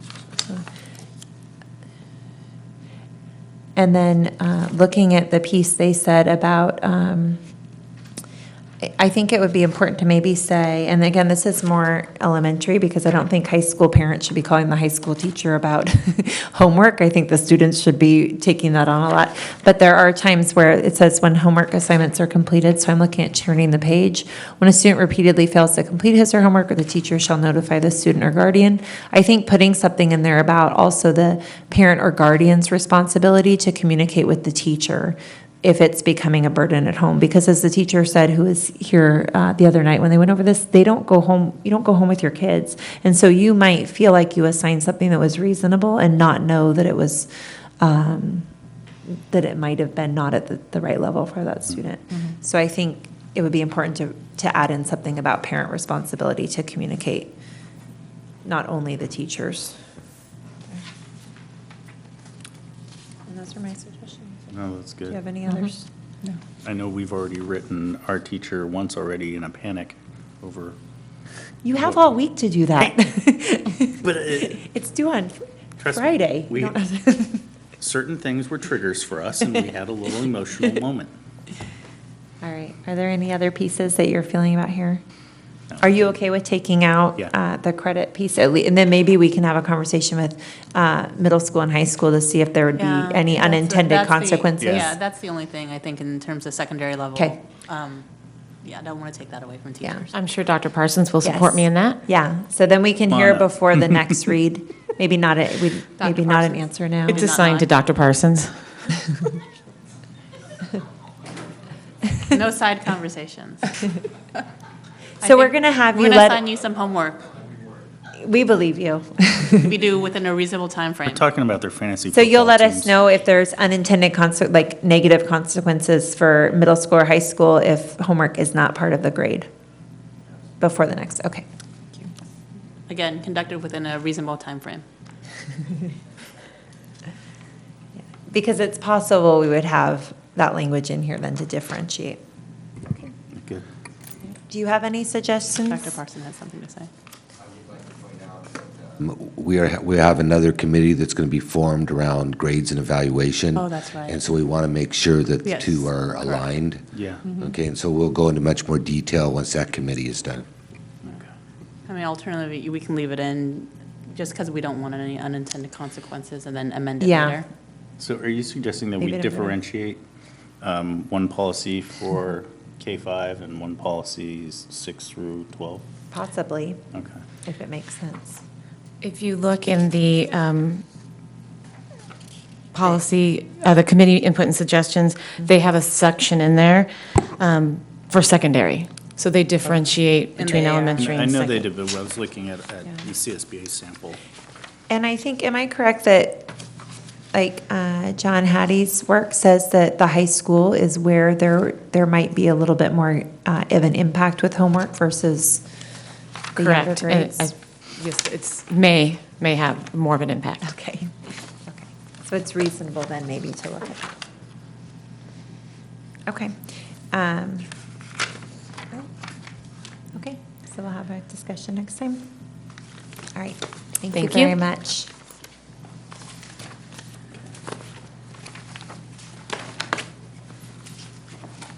Okay, so that takes us to the second read of Board Policy and Administrative Regulations, Series 6000, for instruction.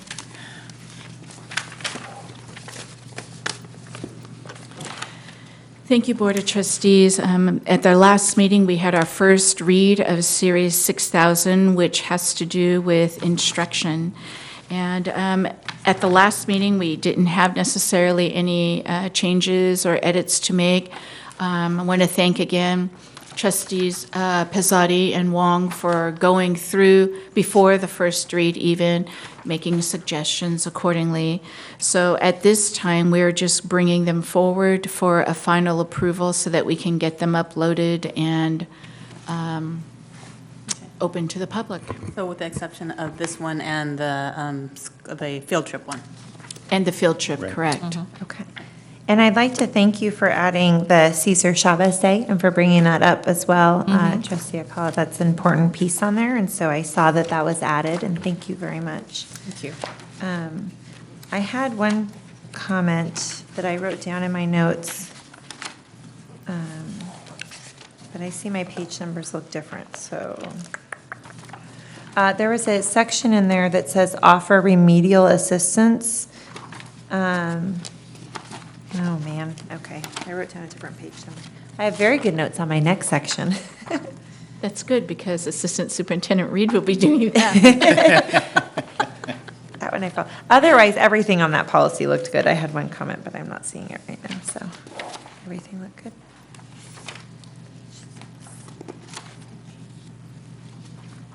Does anyone else Do you know have a what section comment? it's in? No, I wrote down page 6. I think when I was looking it up online, it looked different. Do you know what it But had let me to deal look with? very quick. It's okay. Is 6,000 in here? I don't have 6,000 in the binder. Yeah. The 4,000 is in the binder, but I don't, the 6,000 is not in the binder. Oh, you're right, it's the homework piece there. Oh, Okay, yeah, I was looking yeah. at home on my, and so I wrote page 6, but I'm not seeing page 6 on here, unless, can I look? Like, Yeah. It's page 6. Oh, that's still Of, on the, six- yeah, that's but- still on the. Okay. Online. Sorry, I didn't have, I wrote my notes looking at the computer and I didn't have the hard copy in our binder. 6,000? Yeah.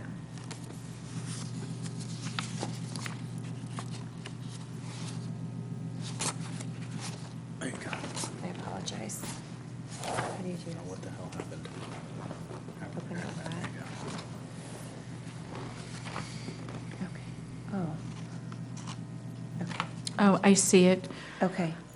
It says, "Staff shall continually assess students' progress toward meeting the standards, report each student's progress to the student and his or her parents or guardians, and offer remedial assistance in accordance with board policy and administrative regulation." Thank you. That's the place, thank you. You found it perfectly. So I would propose adding language that says extension or challenge as well, because I think it's our obligation if students not just need remediation, but if we're not meeting their needs and they need a challenge, that we put that in.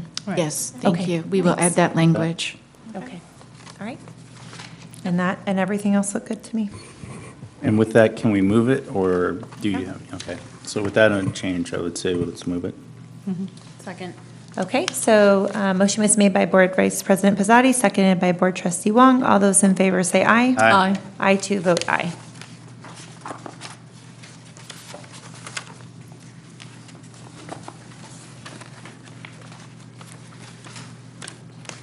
We might make it out by 10. I know. Maybe. We will. Don't jinx us. Look at these notes. This is some cheesy. This is all labor stuff, so all over there. I was a fly on the wall. What's that? Most of this is all labor stuff, so I was just Deferring. along for the ride. Yes. I will say this sheet makes it so much easier to go through having Right. the sheet together, so like you can write all your notes on it, and I really appreciated that. And so moving forward, I'm glad we have a little bit more efficient way to look through these. We'll see. All right, well, this evening, we're going to do a first read of the 4000s. We're going to focus in the 4000s themselves, which is the concepts and roles of personnel. And then we're going to jump over the 4100s, 4200s, which we'll come back to. That's our classified and certificated personnel. But we will also this evening look at our 4300s, which is management and non-represented employees. You'll find a lot of what we do in the 4100s and the 4200s. There's a lot of parallels with what we're looking at in the 43s. So the packet that you have before you has strike-throughs and additions that reflect the committee's discussion and input, as well as recommendations from CSBA, and also some adjusting of language to fit what our practices have been here in the district that we feel we should continue because they are working. And so this evening I'm here to answer any questions that you might have, go over any specific items that you have from these two sections. We went over this. Wanna go and, through? Okay. Yeah, we basically made any small changes, if any, to this. So if you have some that you'd like to add. I just have a couple notes. Well, so page 11, when it says that you provide the employees annual notifications and it's no longer a handbook that contain information clearly describes the district's non-discrimination policy, et cetera. My only piece to add would be if they don't have a handbook, if it could be posted online, and maybe it already is. It's actually going to be a mix of those things. We've created a handbook that will be paper and form this year, and then next year our plan is to, and that will go out in the next 2 to 3 weeks. Okay. And it will have all of these notifications as well as other information about the district, such as phone numbers for sites and contacts and the mission statement and so forth. I'll actually get you copies of those so you have them. Okay. Then next year our rollout would be, you have the option. You can either get the paper form, you can access it online, and we'll kind of go that direction and be a little more green friendly. Okay. But some people, like Linda had mentioned earlier, like having something in their hands, and so. Okay. This year will be paper for everybody, and then next year we'll Okay, give good. I just wanted to make options. sure they could revisit it later if they needed Absolutely. to, that it's Yeah, not. that's the okay. idea, is it's intended to be something they can go back to. Okay, perfect. All right, moving on. The page 650, unless anybody has anything ahead of that. So 650 is the governing board must review any information from a personnel file in a properly called closed session. And all I'm wondering is what would be a scenario when that would even, is that a personnel issue that you would bring to us? Yeah, that'd be a pretty rare instance that wouldn't happen. Okay. But if we did it, we would need to do it in a closed session Anything setting. that is personnel related is closed session. Okay, great. But it would be coming from staff, not the Correct. board asking? Right. Okay, it just raised the, okay, thank you. Okay.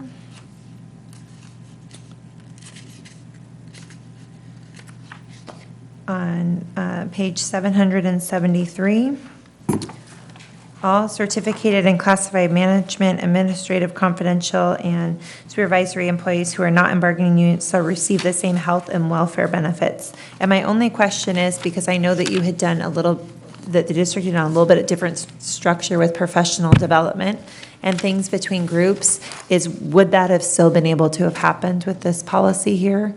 Or is this tying the hands? So for example, I if, don't even have that page. I don't have that page either. It's missing from mine. oh, We're missing some pages. We don't have okay, some. I'll I read go it. from 750 to Okay, I'll just read it. I just want to make sure I understand what it's saying. And so it might not need to have a change, I just want to understand it. All certificated and classified management, administrative, confidential, and supervisory employees who are not in bargaining units shall receive the same health and welfare benefits as those specified in the collective bargaining agreement. So that, is that saying that everybody will have the same, correct? So we have to set a line or figure out where our benefits levels are going to fit for this group. These are non-represented members of our staff. And so what the practice has been here is to align it with the certificated employees. And so our recommendation is to continue to do that. It's not, okay, so it's not the monetary piece, it's all the health piece on that? Correct. Then, okay. Correct. All right, thank you, then I understand that. Okay. Very good.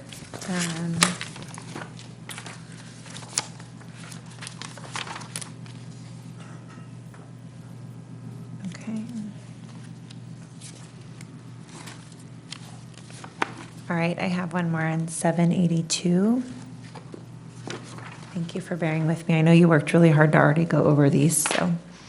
And this is the governing board does not authorize payment for the reimbursement of employee personal property, which may be stolen or intentionally destroyed or damaged while being used for work-related purposes.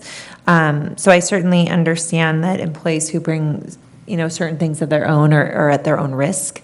But I only bring this up because there's a lot of times where teachers buy their own books or their own class setup books, and if our insurance might cover something like that, or if there's a way to help them, if it's directly tied to their standards or curriculum that they're using, would just be my question, if it could have like Scott, can you chime in on that approval one? from somebody if there's an item that might be an exception. It's something we can end up running back through insurance, but it would fall under property, and our deductible on property right now is $50,000, so it would be self-insured, we'd be paying the bill to ourselves.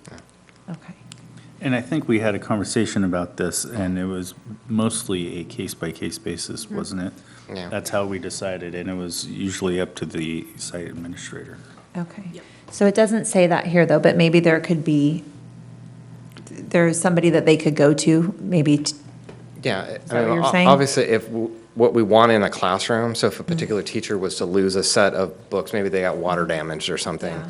the schools would probably be in a position where we would want to make sure that we still had that resource available to the students. It may not look the same. Yeah, sure. It may not replace somebody's personal property, but at least we get it back to a state where the kids still have access to similar materials.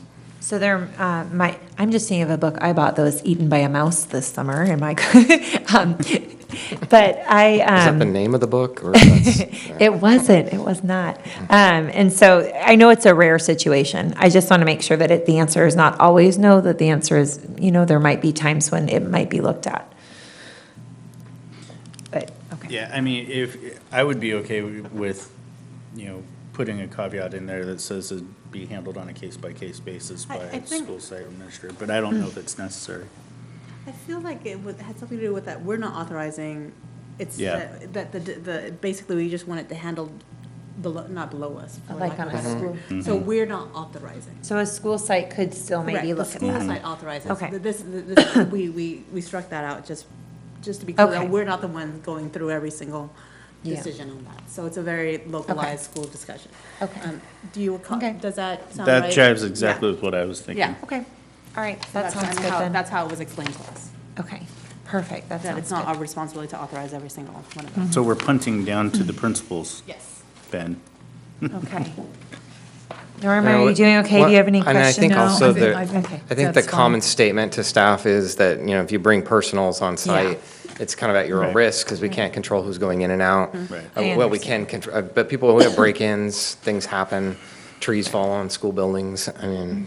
Yeah. There's those instances, so be careful what you bring, and definitely don't leave course. valuables over a period of like a breaks or summers, for example, and if you're moving classrooms, move your personals. Yeah. We don't want, because our staff's going to pick up boxes and move them where they go, and they don't want to have delicate lamps and so forth Yeah. that they could damage. So it's better practice just to stay away from the personals. Good, I agree. I was happy to see on page 797 that you went, it looks like the committee recommended pepper, didn't recommend pepper spray, but said that it could be a case-by-case basis with a superintendent or designee. I think about possibly a night custodian who's alone at a school who may ask for something, so I appreciate that.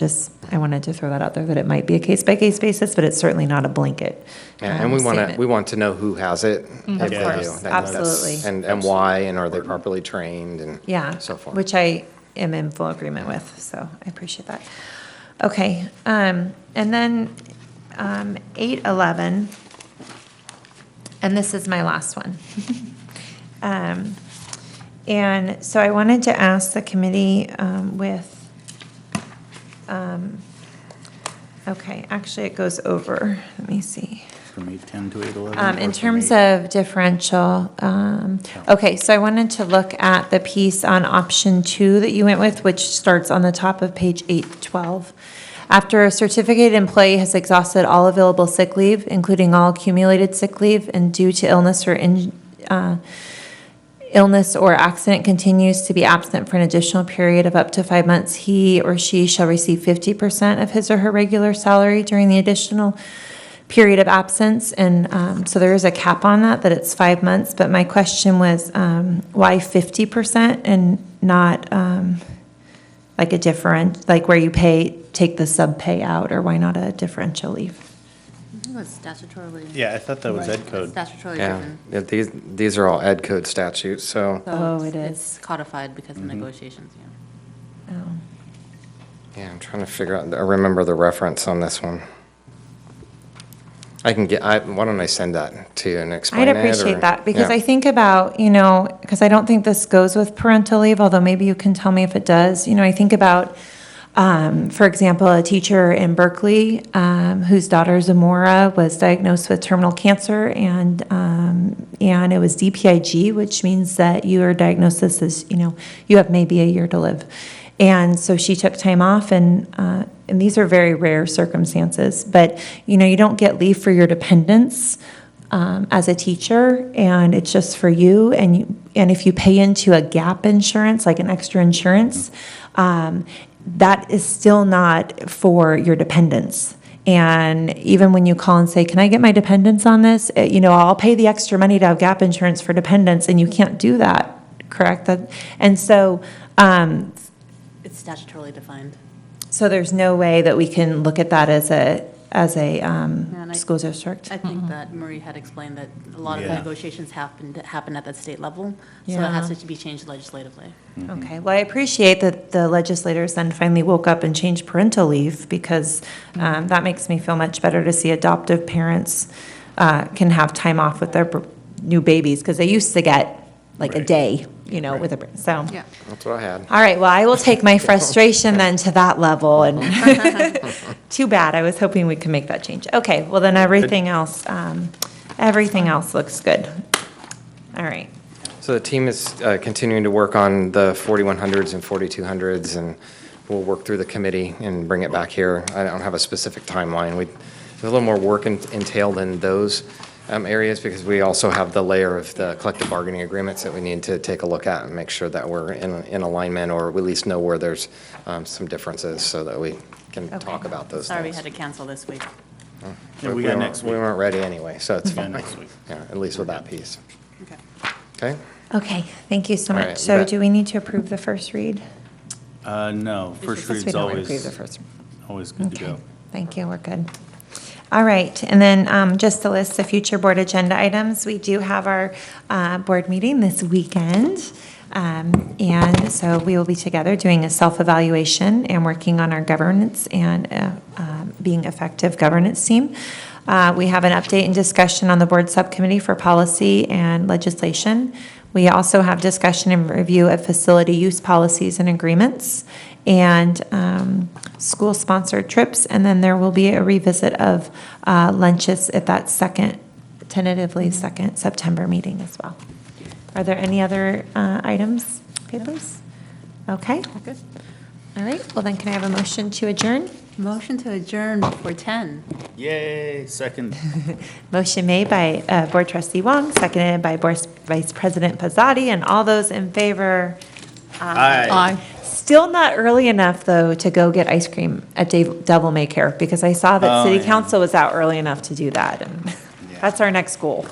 Get done by 9 o'clock so we can go have ice cream. What? Would you have hurried up? Yeah. Would you have